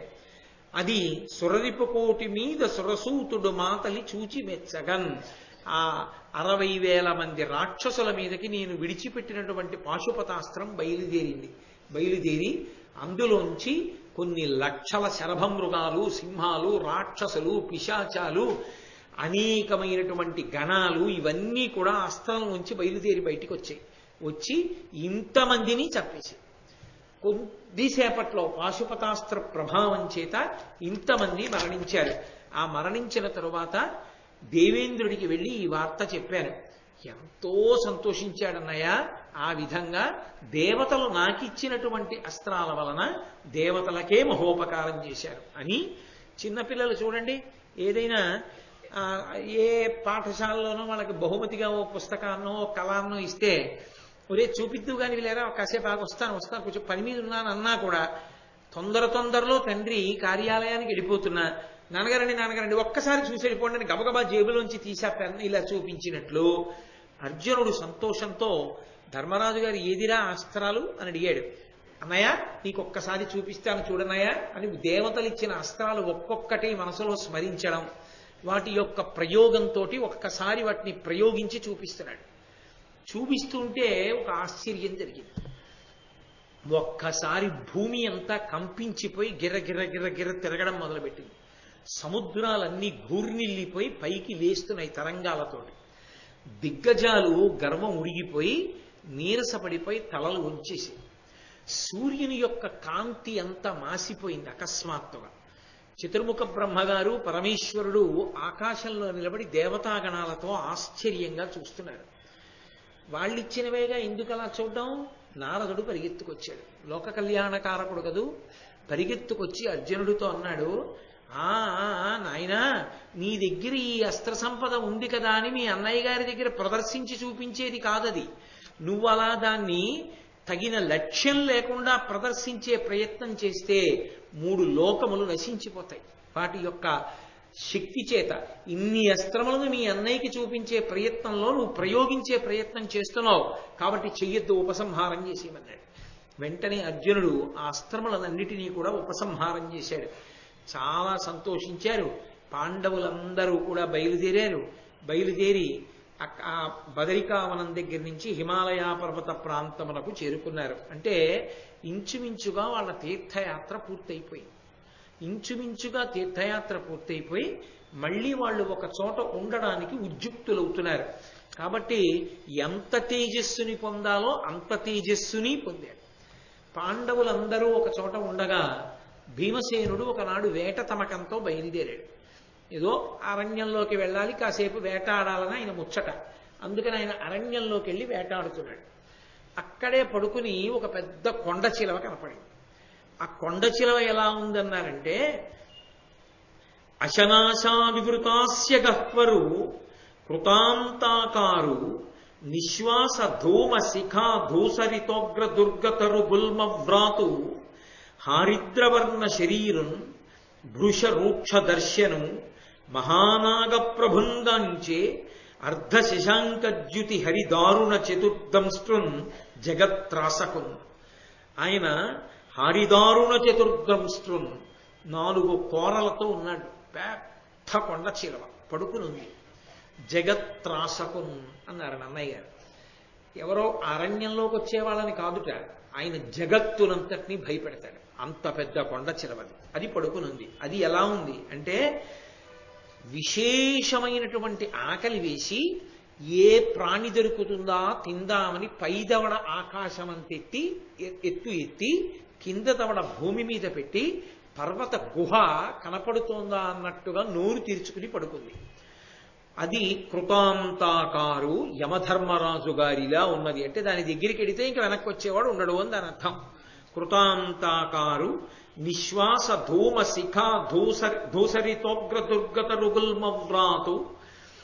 ఆయన యొక్క నిశ్వాసలోంచి విడిచిపెడుతున్నటువంటి ఊపిరి అనబడేటటువంటి పెద్ద పొగల చేత కప్పబడినటువంటి గుహలు, అక్కడ ఉండేటటువంటి లతాగృహాలు అన్నీ కూడా కప్పబడిపోతే, ఏదో మేఘమండలంలో ఇరుక్కుపోతే, తిరుమల కొండ మీదకి అప్పుడప్పుడు మేఘాలు దిగిపోతుంటాయి వర్షాకాలంలో, దారి తెలియదు. ఒకసారి నేను అలాగే చిక్కుపడిపోయా, కిందకి దిగడానికి కూడా అవకాశం దొరకలేదు. ఏదో అదృష్టవశాత్తు రైలు దొరికింది, వేరే విషయం అనుకోండి.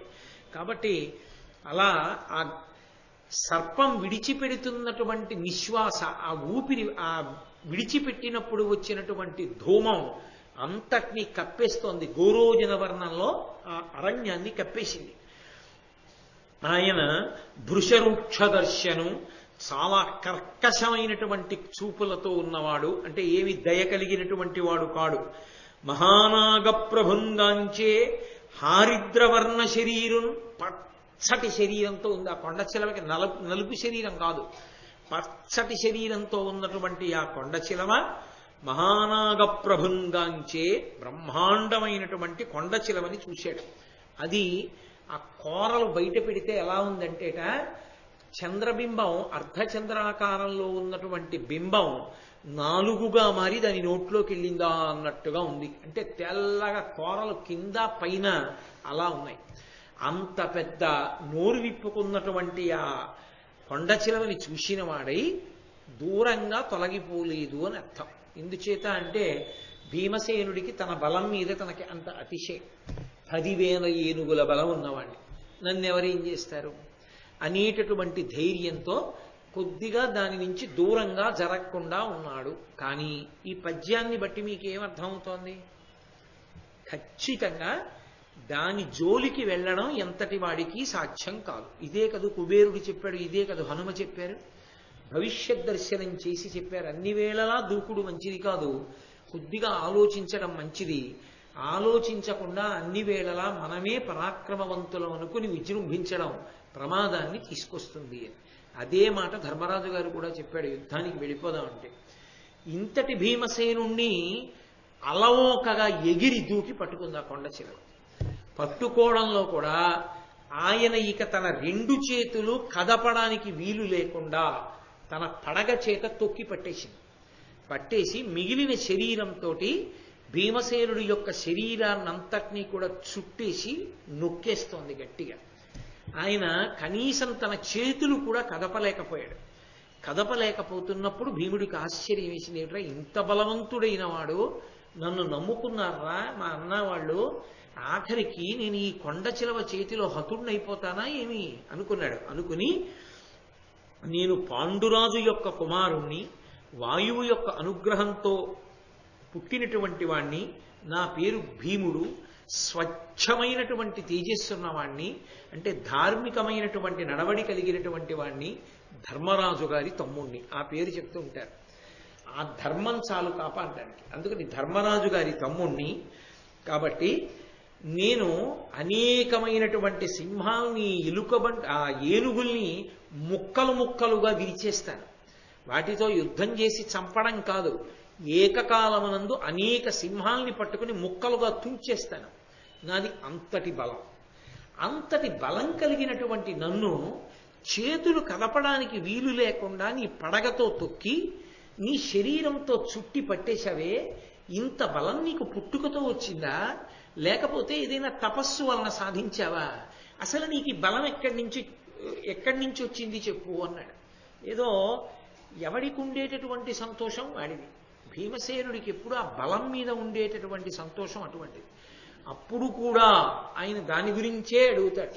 అయ్యా పక్కన ఇల్లు కాలిపోతోందండి అంటే మన ఇల్లు అయితే ఖాళీ చేసేద్దామండం మానేసి ఏది దాన్ని ఇంగ్లీష్లో చెప్పు అన్న ఇంగ్లీష్ మాస్టర్ ఎలా ఉంటారో అలా భీమసేనుడు అప్పుడు కూడా బలాన్నే పరీక్ష చేస్తాడు. ఈ బలం నీకు పుట్టుకతో వచ్చిందా లేకపోతే దేవతల్ని ఉపాసన చేసి తపస్సు వలన పొందావా?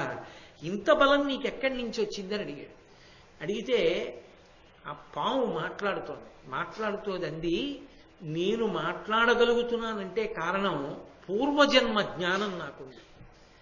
ఇప్పుడు ఎలా వచ్చిందో ఈ శరీరానికి ఇంత బలం ఎలా వచ్చిందో చెప్పడానికి ఈ జన్మ జ్ఞానం నాకు చాలదు భీమా. పూర్వజన్మ జ్ఞానం నాకుంది, అందుకని నీకు చెప్పగలుగుతున్నాను. నేను సామాన్యుణ్ణేం కాను. నన్ను ఎదిరించినటువంటి వాళ్ళ బలం వెంటనే పోతుంది. ఎదిరించకపోతే తినేస్తాను, ఎదిరించినా తినేస్తాను. కాబట్టి నా నుండి తప్పుకోవడం అన్నది లేదు. నా నుండి తప్పుకోవడం అంటే నా చూపుల్లో పడకపోవడం ఒకటి. కాబట్టి ఈ అరణ్యంలో ఏ ప్రాణైనా నాకు కనపడింది అంటే నాకు ఆహారం అయిపోయింది అని గుర్తు. ఎందుకని?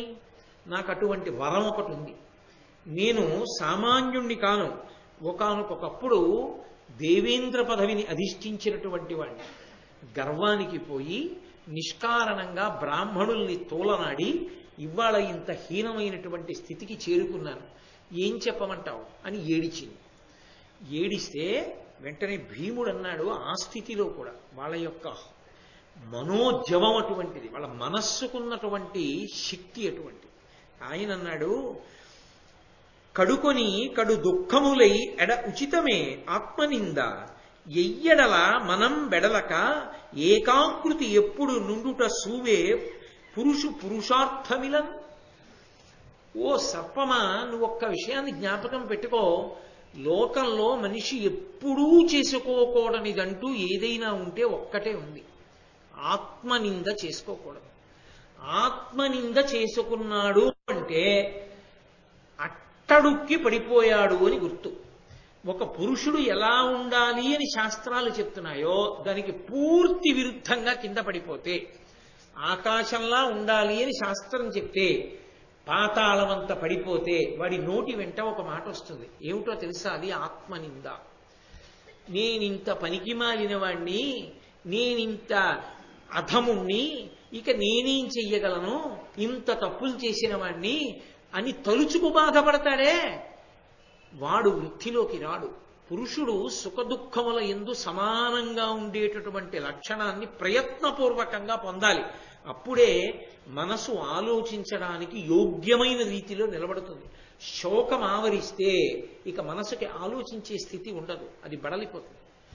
బడలిపోతే దాంట్లోంచి ఆలోచన రాదు, ఆలోచన రాకపోతే అనుష్ఠానం పోతుంది.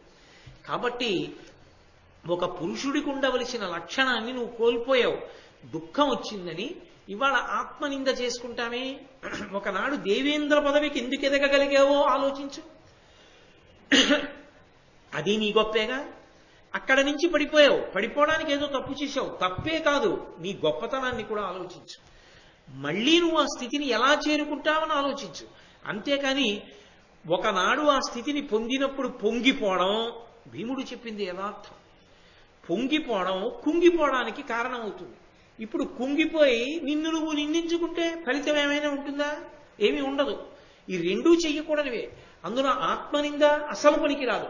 కాబట్టి నువ్వు దాన్ని వెంటనే విడిచిపెట్టు అన్నాడు భీముడు. అని అంటుంటే వాళ్ళిద్దరి మధ్య మాటలు జరుగుతున్నాయి. ఈ జరుగుతున్నటువంటి సమయంలో ధర్మరాజు గారి ధర్మం అటువంటిది, మహానుభావుణ్ణి ఎప్పుడు అలా రక్షిస్తూ ఉంటుంది. ధర్మరాజు గారి దగ్గరగా వచ్చి నక్క అరిచింది. అరే, అకస్మాత్తుగా నక్క వచ్చి అరిచిందే, ఏదో కీడు జరుగుతోంది, ఎక్కడో ఏదో పెద్ద ప్రమాదం వచ్చింది అనుకున్నాడు. వెంటనే కుడి భుజం అదిరింది. ప్రమాదం ఉత్పన్నమైంది, కానీ ప్రమాదం నుంచి బయటపడిపోతాం. వరుస క్రమంలో చెప్పింది. కుడి భుజం అదిరింది కాబట్టి శుభ సంకేతం. మగవాడికి కుడి భుజం అదిరినా, ఆడదానికి ఎడమ భుజం అదిరినా శుభ సంకేతాలు. కాబట్టి నక్క అరిచింది దుశ్శకునం, కుడి భుజం అదిరింది శుభశకునం. కాబట్టి ఏదో విపత్తు వస్తోంది, విపత్తు నుంచి బయటపడిపోతాం, కాబట్టి శుభశకునం రెండూ జరుగుతాయి అని. అది ఆయన తీక్షణమైనటువంటి బుద్ధి. విపత్తులో ఇరుక్కునే లక్షణం ఉన్నవాడెవరు? తన బలం మీద నమ్మకంతో తాను చాలా అతిశయంతో తిరిగేవాడు. అందుకని వెంటనే తన సోదరుల వంక చూసి అన్నాడు, భీముడేడి అని అడిగాడు. ఆయన భీముడేడి అని అడిగాడంటే విపత్తు భీముడికే వచ్చి ఉంటుంది. ఎందుకంటే భీముడే వెళ్తాడు అలా అని. భీమసేనుడు ఏడి అని అడిగాడు. కొంతమంది ఏమి శకున శాస్త్రం అండి అంటూ ఉంటారు. రామాయణ భారతాలు భాగవతం చదివితే శకున శాస్త్రం అంటే ఏమిటో తెలుస్తుంది. కాబట్టి ఆ వెంటనే భీముడు కనపడలేదు. భీముడు కనపడలేదు, ఏ ప్రమాదం జరిగిందో అని గబగబా ఆయన బయలుదేరి భీముణ్ణి వెతుక్కుంటూ వెడుతున్నాడు. ఆ వెతుక్కుంటూ వెళ్ళడానికి అరణ్యంలో ఎటువైపుని వెడతాడు? ఎంతసేపు కొండ చిలవ పట్టులో భీముడు మాత్రం ఉండగలడు? విరిగిపోవు ఎముకలన్నీ. కాబట్టి ఇప్పుడు ఆయన అది శోకాన్ని పొందకుండా ఉండడం బుద్ధి ఆలోచనతోనే ఉండడం అన్న మాటకు అర్థం. అది అడుగుజాడలు వెతికాడు. అరణ్యంలో ఎందరో తిరుగుతారు, భీముడి అడుగుజాడలే అని ఎలా తెలుస్తాయి అంటే భీమసేనుని యొక్క అడుగుజాడలకి ఒక ప్రత్యేకమైనటువంటి లక్షణం ఉంది. అందులో నాగలి, వజ్రము, పూర్ణ కలశము, పద్మము ఉంటాయి. ఆ 4 ఉన్నాయి అంటే దేవతాంశ సంభూతుడు. ఆయన లోకములకు మంగళం చేస్తాడు. అందుకే మనం వెంకటేశ్వర సుప్రభాతం చదివినప్పుడు కూడా రేఖామజద్ధశ సుధా కలశాత పత్ర వజ్రాంకుశాంబురుహకల్ప కశంక చక్రై భవ్యైరలంకృతతలౌ పరతత్వ చిహ్నై శ్రీవేంకటేశ చరణౌ శరణం ప్రపద్యే అంటాం. ఆ దివ్యమైనటువంటి చిహ్నములు ఉన్నటువంటి వాళ్ళు మహాత్ములు, కారణజన్ములు. అందుకని ఆ ఇసుకలో ఆ ముద్రలు ఎక్కడున్నాయో చూసుకుంటూ ఆ పాదములు ఎటు వెళ్ళాయో అటు వెళ్ళాడు. వెడితే కొండ చిలవ చేత చుట్టబడినటువంటి భీముడు కనబడ్డాడు. కనీసం తల ఇలా ఎత్తే అవకాశం కూడా లేదు, అలా నొక్కేశాడు ఆ కొండ చిలవ. చూశాడు, తెల్లబోయాడు. అరే, ప్రాకృత జనుడిలా ఏ బలం లేని వాళ్ళ ఇలా పడిపోయి ఉన్నాడేవిరా నా తమ్ముడు అని ఆశ్చర్యపోయి, మహానుభావ నువ్వెవరో నాకు తెలీదు, కానీ నా తమ్ముడికి 10,000 ఏనుగుల బలం ఉంది. అంతేగాని అర్జునుడిని పిలిచి అర్జునుడిని వేసే బాణాలు అండవు. ఎందుకంటే ధర్మరాజునైనా పట్టుకోగలుగుతాడు, అర్జునుడినైనా పట్టుకోగలుగుతాడు.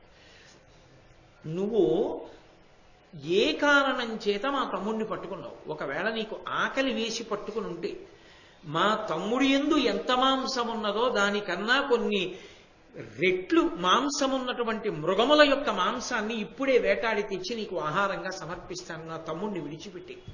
నేను ధర్మరాజు. మా తమ్ముడి బలం సామాన్యం కాదు, అంతటి బలవంతుడు. కానీ వాణ్ణి ఇవాళ నువ్వు అలా తొక్కి పట్టావు. కాబట్టి నువ్వెవరో మహాత్ముడవై ఉంటావు, లేకుండా నీకు ఇంత బలం రాదు. కాబట్టి నువ్వెవరో నాకు చెప్పవలసింది, నేను ధర్మరాజుని అని అడిగాడు. ఆయన వినయానికి సంతోషించింది ఆ కొండ చిలవ. సంతోషించి చెప్తోంది, వినవయ్యా, నహుషుడన్ జనపతి నేను మీ పూర్వుజులకు అట పూర్వుజుండు అనగా సుత్రామునకెనయగువాడ ఐశ్వర్య గర్వంబున ఆర్యవృత్తి విడిచి వివేకంబు చెడి సహస్రోత్తమ బ్రాహ్మణ ధృతమైన బ్రహ్మరథమునికి బ్రాహ్మణులకు అక్కజంబకు అవమానంబు చేసిన దాన నాకు కలశభముడగస్చుడలిగి అచ్చుగ్రాహివగుమటంచు శాపమప్పుడిచ్చే మునివిరేంగు శాపమున చేసి ఈ పాట అవయచునున్నవాడ నాటగోలి అని తన కథ చెప్పాడు. నేను మీ వంశంలో ఉన్నటువంటి పూర్వులు ఎవరున్నారో వాళ్ళకన్నా ముందు పుట్టినవాణ్ణి, నహుషుడు అనబడేటటువంటి చక్రవర్తిని. నేను ఎన్నో యజ్ఞములను, ఎన్నో యాగములను చేశాను. అంటే ఇక్కడ చెప్పినది సంక్షిప్తమైన కథ.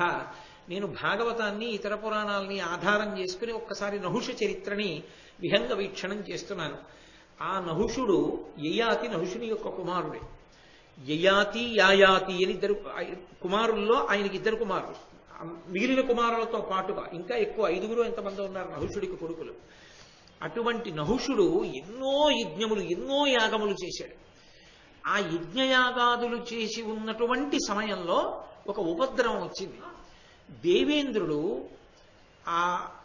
ఆయన మీదకి దండెత్తి వచ్చినటువంటి విశ్వరూపుడు అనబడేటటువంటి ఒక బ్రాహ్మణుడిని సంహరించాడు. ఆయన బ్రాహ్మణుడయ్యుండి రాక్షసుల పాలిట పక్షపాతం వహించాడు. అది కోపం వచ్చి ఇంద్రుడు తొందరపడి చంపేశాడు. ఆ చంపేయడంలో ఆయన్ని బ్రహ్మహత్య పాతకం అంటుకుంది. అది నల్లని రూపంతో వెంబడించి ఆ బ్రహ్మహత్యా పాతకం పోయేంత వరకు తాను పైకి రావడం కుదరదని ఆయన దూరంగా వెళ్ళి ఈశాన్య దిక్కున మానస సరోవరంలో అణిగి పడుకున్నాడు, ఒక తామర తూడుకులో పడుకున్నాడు. కాబట్టి ఇంద్రుడు బయటికి వచ్చే అవకాశం లేదు. ఆ బ్రహ్మహత్యాపాతకానికి భయపడ్డాడు ఆయన. ఆ బ్రహ్మహత్యాపాతకం ఆయన బయటికి వస్తాడేమోనని ఎదురు చూస్తోంది. ఆయనకి కాలం కలిసి వస్తే తప్ప బయటికి వచ్చే అవకాశం లేదు. ఈలోగా ఇంద్ర పదవి ఖాళీగా ఉంది. ఇంద్ర పదవి ఖాళీగా ఉంటే ఈ దేవతల్ని నడిపించగలిగిన సమర్థుడు ఉండడు. అలా ఉండకపోతే రాక్షసులు దండెత్తి వస్తారు. కాబట్టి అందాక ఇంద్ర పదవిలో కూర్చోబెట్టడానికి ఓ సమర్థుడు కావాలి. చూడండి, ఇన్ఛార్జిని ఎవరినో ఒకళ్ళని వేస్తుంటారు. ఓ సమర్థుడిని తీసుకొచ్చి, అసలు అధికారి ఏ కారణం చేతనైనా దీర్ఘకాలిక సెలవులోనో ఎక్కడో వెళ్ళాడు అనుకోండి, ఓ ఇన్ఛార్జిని తీసుకొచ్చి వేస్తారు. అలా అందాక దేవేంద్ర పదవిని ఎవరితో నింపాలి అని ఆలోచించారు. అసలు దేవేంద్రుడు తిరిగొచ్చే పర్యంతం ఇంద్ర పదవి ఎవరికి ఇద్దాం? ఇంతమందిని పరిశీలిస్తే నహుషుడు దానికి తగినవాడు. ఎన్నో యజ్ఞములు చేశాడు, 100 క్రతువులు చేస్తే తప్ప ఇంద్ర పదవి ఇవ్వకూడదు. అన్ని చేసిన వాడు కాబట్టి నహుషుడికి ఇద్దామని నహుషుడి దగ్గరికి వచ్చారు దేవతలు. నిన్ను ఇంద్రుడి స్థానంలో కూర్చోబెడతాను, రావలసింది అన్నారు. ఆ మాట వినగానే అహంకారం వచ్చేసింది. నేను ఇంద్రుణ్ణి అయిపోయాను అనుకుని వెళ్ళి అతిశయంతో ఇంద్ర పదవిలో కూర్చున్నాను. కూర్చున్నవాడిని ఊరుకున్నానా? ఊరుకోలేదు. నహుషుడు చెప్తున్నాడు, నేను ఇంద్రుణ్ణి అన్న భావన ఆయన ఎందు జీర్ణం అయిపోయింది. ఓ 4 నెలల్లో 5 నెలల్లో ఇన్ఛార్జి చేసేసాడు అనుకోండి, ఆ తర్వాత ఆయన స్థానంలో ఆయన కూర్చోవడం చాలా కష్టమైపోతుంది. అప్పుడు అసలు కుర్చీలో కూర్చోవలసిన వాడు ఎవడు రాకుండా ప్రయత్నాలు చేసేవాళ్ళు కూడా ఉంటారు. దానికి అలవాటు పడిపోయి ఆఫీసుల్లో పనిచేసే వాళ్ళకి బాగా తెలుస్తుంది. కాబట్టి ఈయన తానే ఇంద్రుణ్ణి అన్న స్థితిని పొందేసి ఒకానొకనాడు శచీదేవిని చూశాడు. చూసి ఆమె ఇంద్రుని భార్య. ఇప్పుడు నేను ఇంద్ర పదవిలోనే కూర్చున్నానుగా, కాబట్టి ఆయన భార్య నా భార్య అన్నాడు. అంతకన్నా అధర్మం ఎక్కడ ఉంటుంది అని ఆ శచీదేవి యొక్క పొందును అభిలషించాడు. ఆమె బృహస్పతి దగ్గరికి పరిగెత్తింది. దేవగురు, నా భర్త బ్రహ్మహత్యాపాతకం వెంటాడిందని మానస సరోవరంలో ఆ పద్మనాళంలో పడుకునున్నాడు. ధూర్తుడైనటువంటి ఈ నహుషుడు ఇంద్ర పదవిలో కూర్చుని నన్ను పొందాలని చూస్తున్నాడు. కాబట్టి ఇప్పుడు దీనికి పరిష్కారం ఎలా అని అడిగింది. ఆయన అన్నాడు, ఏమీ లేదు. అటువంటి వాడికి కలిగినటువంటి గర్వమే వాడిని పాడు చేసేస్తుంది. తప్పకుండా నువ్వు నన్ను భార్యగా స్వీకరిద్దువుగానివి. ఒకే ఒక్క షరతు, నన్ను చేరేటప్పుడు నువ్వు ఒక రథం మీదో పల్లకీలోనో వస్తే ఏం బాగుంటుంది? మహర్షులు మోస్తున్నటువంటి పల్లకీలో వాళ్ళు వేద సూక్తం చెప్తుండగా నువ్వు ఆ పల్లకీలో వస్తే నేను నీ భార్యనవుతానని చెప్పు. కాగల కార్యం మిగిలిన వాళ్ళు చూస్తారన్నాడు. వెంటనే తమకంతో కళ్ళు కనపడనటువంటి ఆ నహుషుడు కామాతురాణం నభయం నలజ్జ అంధుడైపోయి అగస్త్యాది మహర్షుల్ని పిలిచాడు. మీరు నా శిబిక మొయ్యండి, నేను ఆ స్వర్ణ శిబికలో కూర్చుంటాను. నన్ను మీరు వేదమంత్రాలు చెప్తూ తీసుకెళ్ళండి శచీదేవి దగ్గరికి, నేను ఆమెకి భర్తనవుతాను. ఇంద్రుని ఆజ్ఞ. అందరూ పల్లకీ పట్టుకుని సప్తర్షులు మోస్తున్నారు. సప్తర్షులతో పల్లకీ మోయించడం ఏంటి? వాళ్ళు వేదం చదువుతుంటే ఈయనకి కోపం వచ్చింది. ఎందుకని ఈయన తొందరగా శచీదేవి దగ్గరికి వెళ్ళాలని ఆరాటపడుతున్నాడు. అగస్త్యుడు కొంచెం పొట్టివాడు, అందుకని అడుగులు పెద్దగా పడవు, చిన్న చిన్న కాళ్ళు కదూ, చిన్న చిన్న అడుగులు వేస్తారు. సర్ప సర్ప సర్ప సర్ప తొందరగా నడని ఆ పల్లకీలోంచి కాలు బయటికి పెట్టి అగస్త్యుడి తల మీద ఒక్క తన్ను తన్నాడు. తొందరగా నడి. వెంటనే అగస్త్యుడు అన్నాడు, ఒళ్ళు కొవ్వి సప్తర్షుల చేత పల్లకీ మోయిస్తూ నన్ను తొందరగా నడవమని మనస్సులో ఏ ఆలోచన రాకూడదో అది పెట్టుకుని నన్ను సర్ప అని తల మీద తన్నావు. కాబట్టి ఘోరమైన సర్పమై కొండ చిలవై బహుదీర్ఘకాలము పాటు అరణ్యంలో పడుండన్నాడు. అనగానే పల్లకీలోంచి కొండ చిలవై కింద పడిపోతున్నాడు. అయిపోయిందా? నిమిషం. అహంకారం ఎటువంటిది అంటే ఎన్ని మెట్లు ఎక్కినవాడు జారిపోవడానికి ఒక్క క్షణం పట్టదు. కాబట్టి ఇప్పుడు పడిపోతూ అగస్త్యుడి కాళ్ళ మీద పడ్డాడు. ఎందుకు నెత్తి మీద తన్నడం ఎందుకు, కాళ్ళ మీద పడ్డం ఎందుకు, అక్కర్లేని కోరికలు పెట్టుకోవడం ఎందుకు? నేనంటా లేదు, నహుషుడే అన్నాడు. ఆ అగస్త్యుడి కాళ్ళ మీద పడి, మహాప్రభో మీరన్నమాట ఉత్తినే పోదు, బహుదీర్ఘకాలం కొండ చిలవనై పడుండాలి. కొండ చిలవక ఆకలి ఎక్కువ, గమన వేగం తక్కువ, అది వేగంగా వెళ్ళదు. అందుకని నాకు 2 వరాలు ఇవ్వండి. ఒకటి శాప విమోచనం, నాకు అసలు ఆ కొండ చిలవ రూపం ఎప్పుడు పోతుందో చెప్పండి. 2, నేను కొండ చిలవగా ఉండగా చాలా ఆహారాన్ని తీసుకోవలసి ఉంటుంది కాబట్టి నాకు ఏ ప్రాణి కనపడినా నన్ను ఎదిరిస్తే దాని ఫలం పోవాలి. ఎదిరించకపోతే నేను తినేస్తాను. ఎదిరిస్తే దాని బలం నాకు వచ్చేస్తుంది కాబట్టి అది తనంత తానుగా నా చేతిలో చచ్చిపోతుంది. కాబట్టి నాకు ఆహారానికి లోటు ఉండదు. అటువంటి వరం ఇమ్మని అడిగాను. కాబట్టి అగస్త్య మహర్షి నాకు అటువంటి వరం ఇస్తూ శాప విమోచనానికి కారణం చెప్పారు.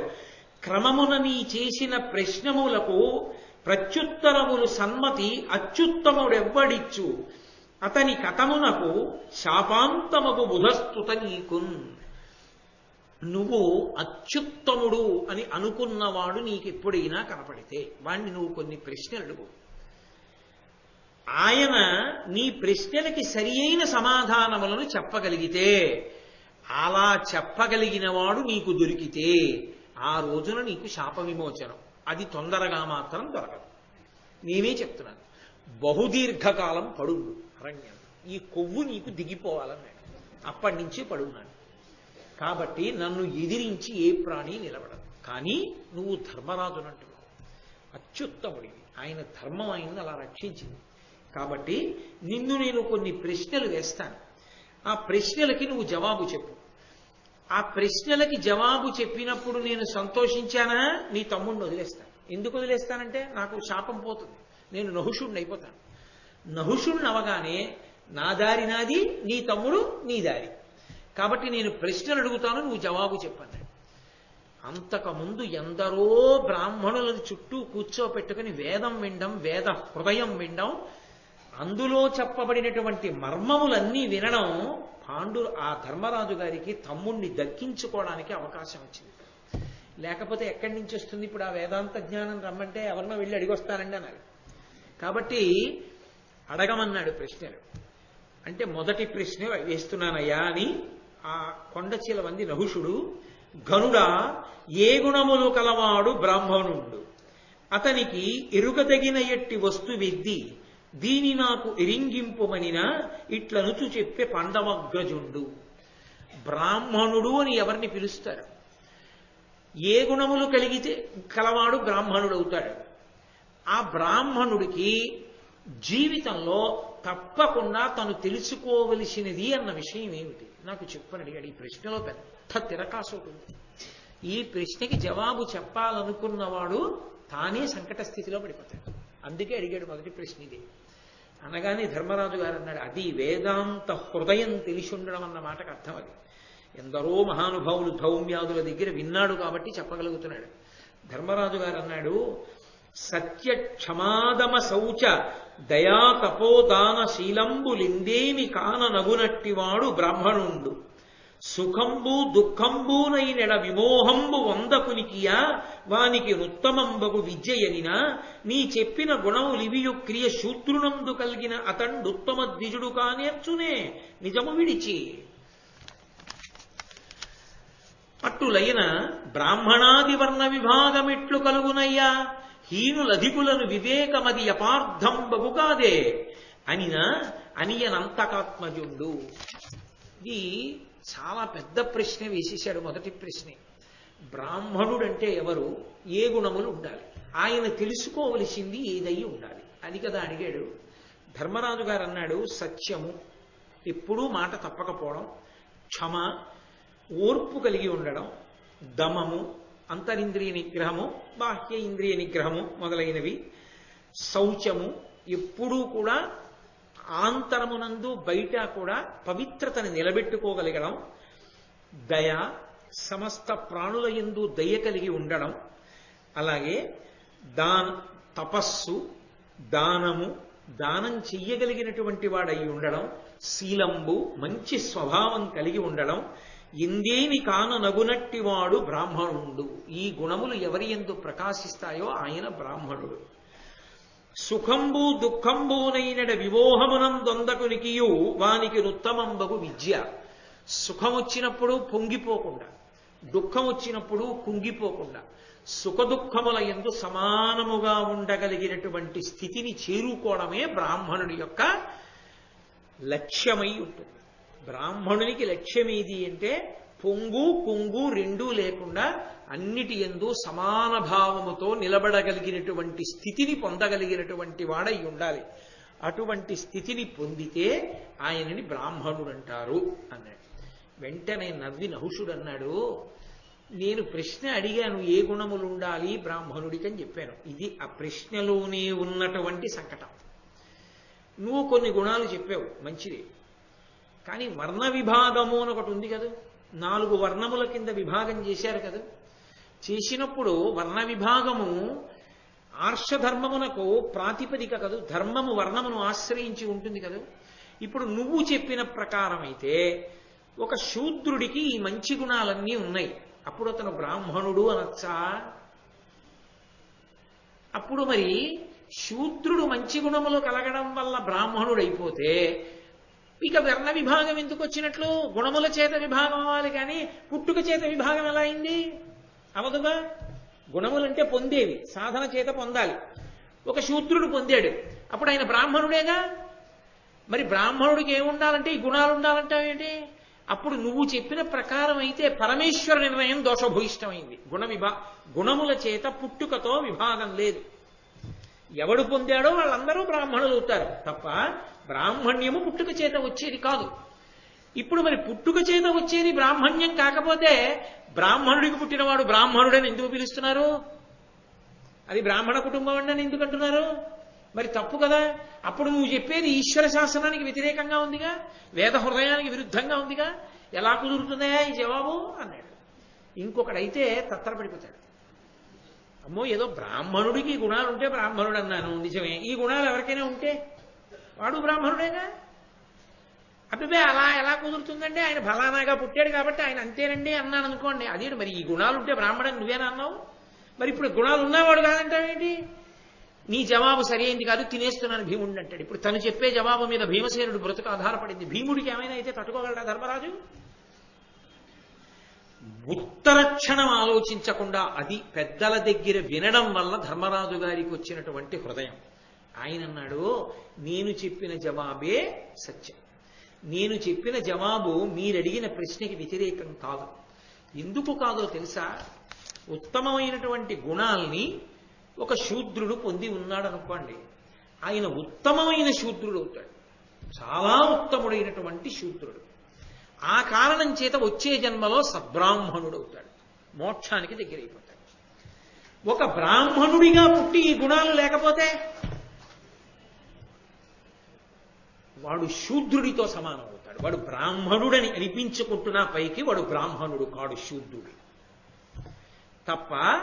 పుట్టుక చేత బ్రాహ్మణుడు కాకపోవడం అన్నది లేదు. పరమేశ్వరుడు ఇచ్చాడు, వాడు నిలబెట్టుకోలేకపోయాడు. శూద్రుడికి పరమేశ్వరుడు అంత స్థాయి పుట్టుకనంది ఇవ్వలేదు, కానీ వాడు పరిశ్రమ చేత ఆ స్థాయికి ఎదిగిపోయాడు. ఇది ఎటువంటిదో మీరు కొంచెం జాగ్రత్తగా అర్థం చేసుకుంటే, ఇది చాలా మంది యొక్క మనస్సులో ఏముంటుందంటే బ్రాహ్మణునిగా ఉండడం చాలా గొప్ప, ఏదో ఇంకొక రకంగా ఉండడం చాలా తక్కువ అని అనుకుంటారు. కానీ అసలు నేను మీతో పరమ సత్యం చెప్తున్నా, భారతం చెప్తూ, అసలు నిజంగా మనిషి తరించడానికి యోగ్యమైన జన్మ శూద్రుడే, బ్రాహ్మణుడు కాదు. నేను పరమ సత్యం చెప్తున్నాను. ఎందుకో తెలుసా? ఈ గుణాలు ఉండాలి. చచ్చినట్టు లేవాలి, సంధ్యావందనం చెయ్యాలి. చస్తుంటే సంధ్యావంతరం అని సామెత.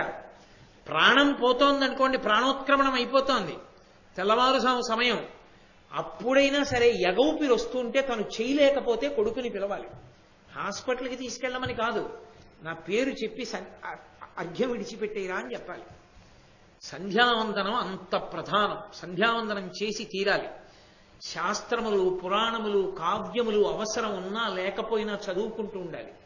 తను చదువుకోవడానికి కాదు, ఏ ప్రతిఫలాపేక్ష లేకుండా సమాజానికి మార్గదర్శనం చెయ్యడం కోసం విశేషమైనటువంటి త్యాగబుద్ధితో అలా మాట్లాడడం వల్ల తన ఊపిరి చాలా శ్రమపడిపోతుంది, తన ఆయుర్దాయం తగ్గిపోతోందని తెలిసినా కూడా కష్టపడి 10 మందికి మంచి మాటలు చెప్తూనే ఉండాలి. తను అనుష్ఠానం చేస్తూనే ఉండాలి. తను నిత్యతృప్తుడై జీవించగలగాలి. అలా జీవించగలిగిన ఒక బ్రాహ్మణుడికి సేవ చేశాడనుకోండి, తరించిపోయాడంతే శూద్రుడు. ఆయన ఇవన్నీ చెయ్యాలని ఏం లేదు.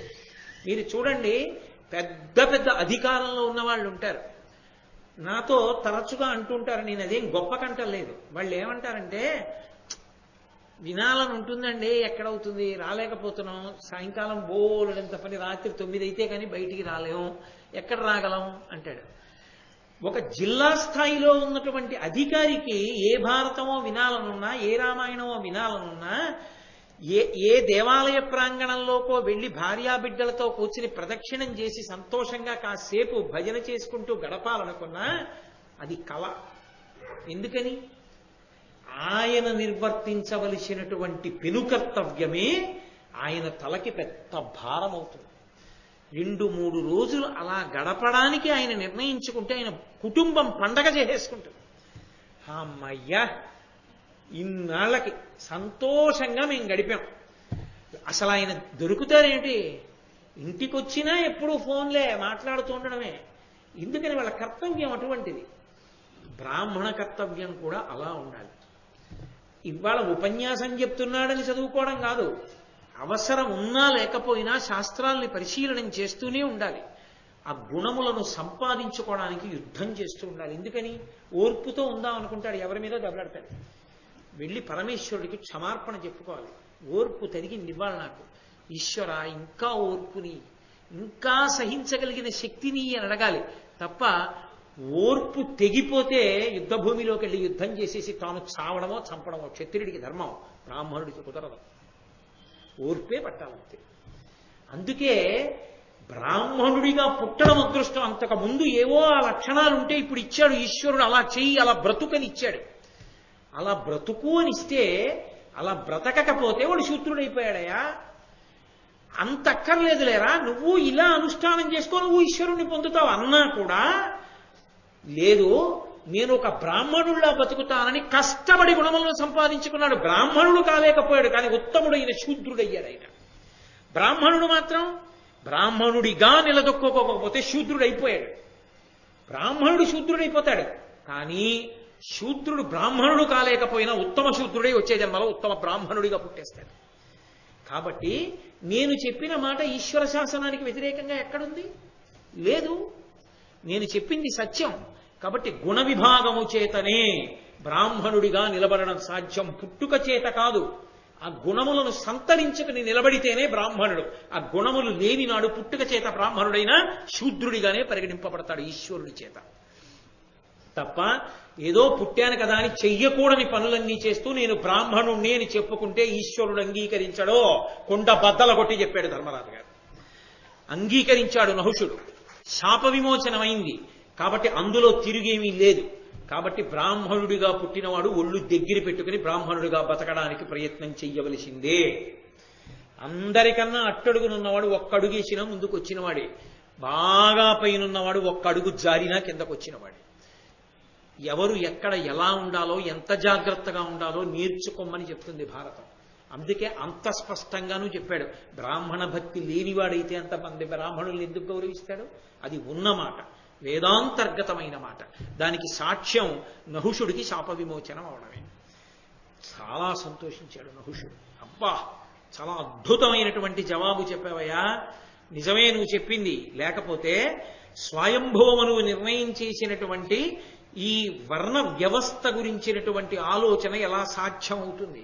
అందరూ ఈశ్వరుణ్ణి చేరడానికి అర్హులే. ఎవరు ఎలా పుట్టినా ఈశ్వరుణ్ణి చేరడానికి అనర్హులు మాత్రం కాదు. ఎవరి ధర్మాన్ని వాళ్ళు నిర్వర్తిస్తే ఈశ్వరుణ్ణి చేరిపోతారు తప్ప బ్రాహ్మణుడిగా పుడితేనే తరిస్తాడనుకోవడం పొరపాటు మాట. ఎవరిగా పుట్టినా తరిస్తాడు. బ్రాహ్మణుడిగా పుట్టి తరించడం నిజానికి చాలా చాలా కష్టంతో తరించాలి. కాబట్టి కిందికి జారిపోయే ప్రమాదం ఎక్కువగా పొంచి ఉంటుంది. చాలా గొప్ప మాట చెప్పావయ్యా, సంతోషించాను. అంటే ధర్మరాజు గారు అన్నాడు, ఈ పద్యం బంగారు అక్షరాలతో చెక్కి పెట్టాలి, అసలు అంత గొప్ప పద్యం. వృత్తవంతుండు వెండియు వివిధ గతుల వృత్తవంతుండుగా నేర్చు, వృత్తహీనుడైన వాడు విహీనుండయండ్రుగాన విత్తరక్షకు కడుమేలు వృత్తరక్ష, విత్తరక్షకు కడుమేలు వృత్తరక్ష. ఈయన ఎలా ఉంటారు అన్నది చూస్తుంది లోకం. ఆయనండి చాలా ఎంత జాగ్రత్తగా ఉంటాడో, ఇన్ని మంచి గుణాలు ఉన్నవాడో అని లోకం అంటున్న కొద్దీ ఆ గుణములను ఆయన రక్షించుకుంటూ ఉండాలి. ఒక్కడే అన్నప్పుడు పర్వాలేదు, ఆ ఒక్కడే మళ్ళీ అబ్బాయి అనుకున్నాను కానండి అలాంటి వాడు కాడంటే పర్వాలేదు.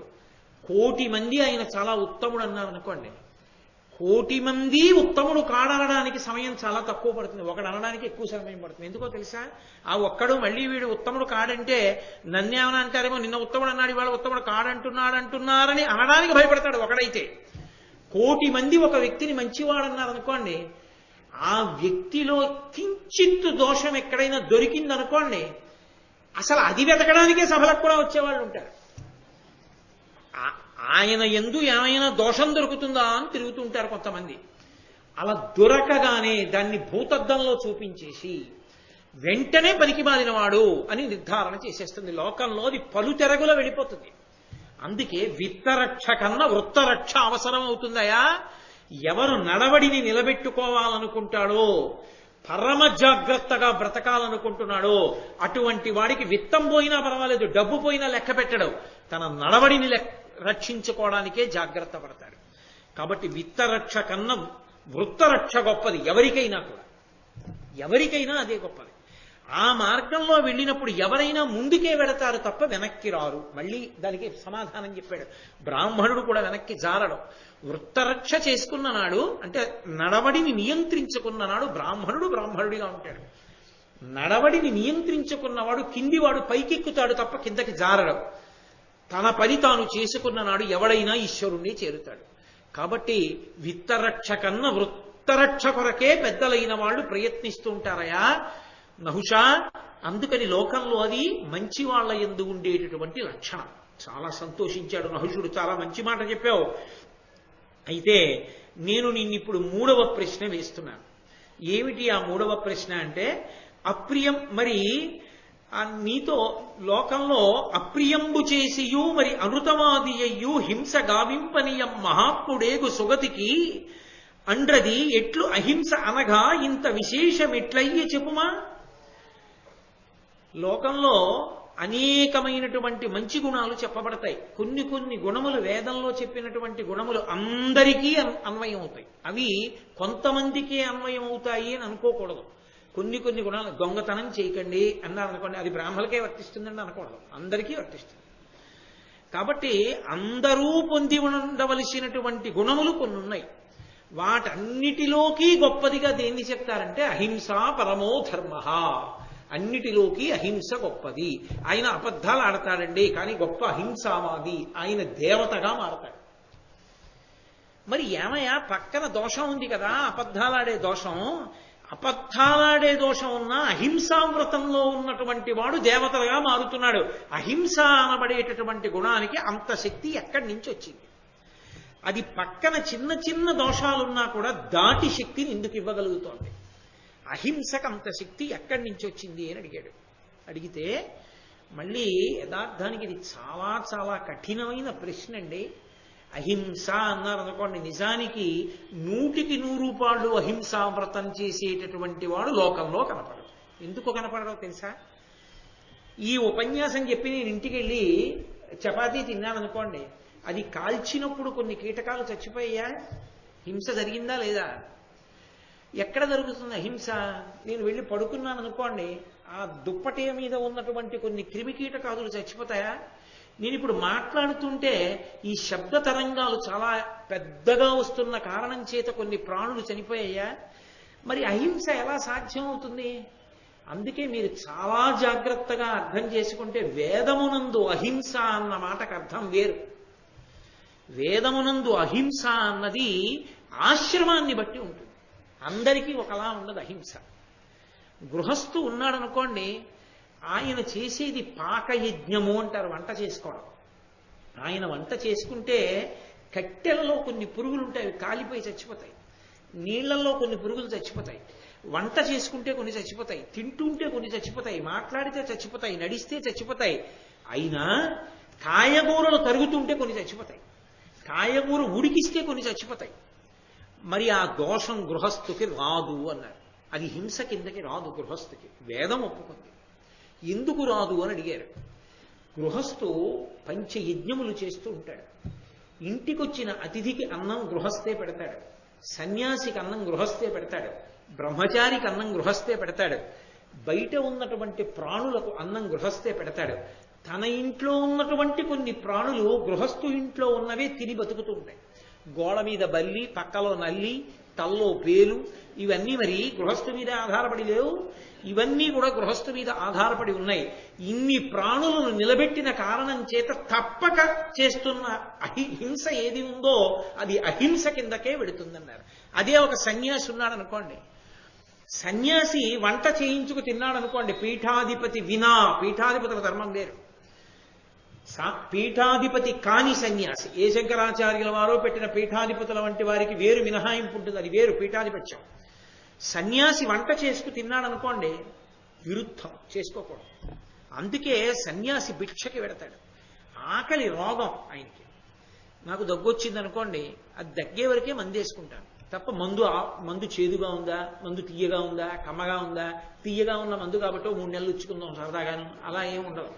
అది చేదుగా ఉన్నా పుచ్చుకోవాలి, తీయగా ఉన్నా పుచ్చుకోవాలి, దగ్గు తగ్గే వరకు. దగ్గు తగ్గిపోయిన తర్వాత కూడా ఇంత డబ్బు వేసుకున్నాను ఉత్తిన వదిలేడు ఏంటంటే తాగరు, వదిలేస్తారు. సన్యాసికి ఆకలి రోగముగా భావించాలి. భవతి భిక్షాందేహి అంటాడు. ఆ తల్లి తరిగిన పచ్చి క్యాబేజీ తెచ్చి పాత్రలో పడేసింది అనుకోండి, ఆయన ఇదేంటమ్మా పచ్చి క్యాబేజీ పారేసావు, ఆవబెట్టి ఉండవా అనకూడదు. ఆ క్యాబేజీ తిని, రుచితో సంబంధం లేదు ఆయనకి, తినేసి వెళ్ళిపోతాడు అంతే. అది ఆకలికి ఒక ఔషధం కింద వేసుకుంటాడంతే, అలా తింటాడు. గృహస్థ అలా కాదు, రుచి కోరి తింటాడు. అందుకే గృహస్థుగా ఉండడం కోటలో నుంచి యుద్ధం. కాబట్టి అహింస అందరికీ ఒకలా ఉండదు. వంట చేసుకోడు సన్యాసి, అగ్నితో సంపర్కం తెగిపోతుంది. సన్యాసం తీసుకుంటే అగ్ని సంపర్కం తెగిపోతుంది. కాబట్టే సన్యాసి శరీరాన్ని వదిలిపెట్టినప్పుడు అగ్నిలో వేల్చకూడదు, కాల్చకూడదు. సన్యాసిని భూస్థాపితం చేసేస్తారు, భూమిలో పెట్టేస్తారు కర్పూరం వేసి, తప్ప ఆయన్ని అగ్ని సంస్కారం చెయ్యరు. ఎందుచేత ఆయన అగ్నితో సంబంధాన్ని వదిలిపెట్టేశాడు. అటువంటి వాడు కోరి హింస మాత్రం చేయకూడదు. ఇంకా అందుకే చాతుర్మాస్య వ్రతం చేస్తారు. చాతుర్మాస్యం వచ్చిందనుకోండి, సమస్త ప్రాణులు పుట్టే కాలం అది, వాన వచ్చినప్పుడు. అందుకని తిరగకూడదు వాళ్ళు, ఎక్కడో ఒక చోట ఉండిపోవాలి. ఏ ఊళ్ళో ఉంటే ఆ ఊళ్ళో. ఏ ఊరైతే నీకెందుకు, నీ ఊరు ఒకటి ఉంది ఆవిడ సన్యాసికి, మా ఊరండి అనకూడదు. అన్నీ ఆయన ఊళ్ళే, సమస్త బ్రహ్మాండం ఆయనది. కాబట్టి ఏ ఊళ్ళో ఉన్నాడో ఊళ్ళో ఉండిపోతాడు. ఉండిపోయి చాతుర్మాస్యం అని ఆ 4 నెలలు వర్షాకాలం అంతా ఉండిపోయి తర్వాత మళ్ళీ సంచారంలో వెళ్ళిపోతాడు. అంటే తాము నడిస్తే పుడుతున్న ప్రాణులు చచ్చిపోతాయని నడవడం కూడా మానేస్తారు. ఆశ్రమాన్ని బట్టి ధర్మం ఉంటుంది, ఆశ్రమాన్ని బట్టి హింస ఉంటుంది. తప్ప అహింస, ఏ ప్రాణిని చంపకుండుట, అలా ఉన్నవాడు లోకంలో ఎవడూ ఉండడు. అందుకే వేదంలో చెప్పిన అహింసలా ఉండగలమేమో కానీ మిగిలిన వాళ్ళు చెప్పినట్టు అహింసని పాటించడం ఎవరికీ సాధ్యం కాదు. అందుకే సనాతన ధర్మం అంత గొప్పదైంది. అది సాధ్యాసాధ్యములను విచారణ చేసి మాట్లాడుతుంది తప్ప ఏదో కటువుగా నెత్తి మీద రుద్దదు, తీసుకొచ్చి సాధ్యం కాని విషయం చెప్పదు. గృహస్థుకి అవకాశం ఇచ్చింది అందుకే. కాబట్టి అహింస అంత గొప్పది అని ఎందుకు చెప్పారు? అహింసా వ్రతమున్నటువంటి వాడికి పక్కన అనృత దోషం, అబద్ధాలాడే గుణం ఉన్నా కూడా వాడు దేవతగా మారతాడు శరీరం పడిపోయాక. ఎందువల్ల మారుతాడు? అహింసకి అంత గొప్పతనం ఎందుకు వచ్చింది నాకు చెప్పు అన్నాడు నహుషుడు. అంటే ధర్మరాజు గారు అన్నాడు, లోకంలో అనేకమైన గుణాలు ఉన్నాయి, అవి కేవలము మనుష్యులు మాత్రమే అవలంబించాలి, ఇతర ప్రాణులకు అన్వయం అవ్వదు. దానము, ఇంకొకరికి ఇచ్చుట, ఇంకొకరికి ఇచ్చుట అన్నది మనుష్యుడికే తప్ప ఇతర ప్రాణులకు వర్తించదు. ఓ దోమకో ఓ ఈగకో దానం చేయమని దానికి సంకల్పాలు, దానికి మళ్ళీ తీసుకెళ్లి అది దానం చేసుకోవడాలు అలా ఏమి ఉండవు, ఒక మనుష్యుడికే ఉంటుంది. కాబట్టి దానము, పరోపకారము, సత్యము, అహింస, ఇలాంటి ధర్మాలు కొన్ని ఉన్నాయి, అందరికీ ఉండవలసినటువంటివి. కానీ ఈ మిగిలినటువంటి గుణములున్నాయే, సత్యము కానీ, పరోపకారము కానీ, దానము కానీ, ఇవేం చేస్తాయంటే మళ్ళీ మనుష్య శరీరంలోకి వెళ్ళేటట్టే చేస్తాయి. చేసి ఆ మనుష్య శరీరంలో గొప్ప సుఖాన్ని పొందడానికి అవకాశం ఇస్తాయి. అంటే మీరు కొంచెం జాగ్రత్తగా అర్థం చేసుకుంటే, ఏదో చాలా గొప్ప దానాలు చేశాడు ఒక ఆయన, నేను పుణ్యం చెయ్యాలి అని దానం చేస్తూ వెళ్ళాడు. ఇప్పుడు ఆ దానం చేసిన పుణ్యం అనుభవించడానికి ఒక గొప్ప ఐశ్వర్యవంతుడిగా పుడతాడు. పుట్టి ఆయన చేసుకున్నటువంటి దానముల యొక్క ఫలితంగా కొన్ని సుఖాలను అనుభవిస్తాడు. కాబట్టి పునర్జన్మ ఉంటుంది మళ్ళీ.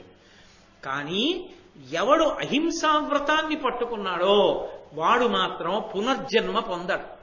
వాడు దేవతగా మారతాడు. శరీరం వేరుగా, దేవతల శరీరం వేరు, మనుష్య శరీరం వేరు. మనుష్య శరీరంగా రాలేదు కనుక మనుష్య సంబంధమైన పునర్జన్మ లేదు, దేవతగా మారిపోయాడు.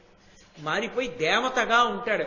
అంత శక్తినివ్వగలిగినటువంటి సామాన్య గుణం అహింస ఒక్కటే. ఆ స్థాయి మిగిలిన గుణాలకు లేదు.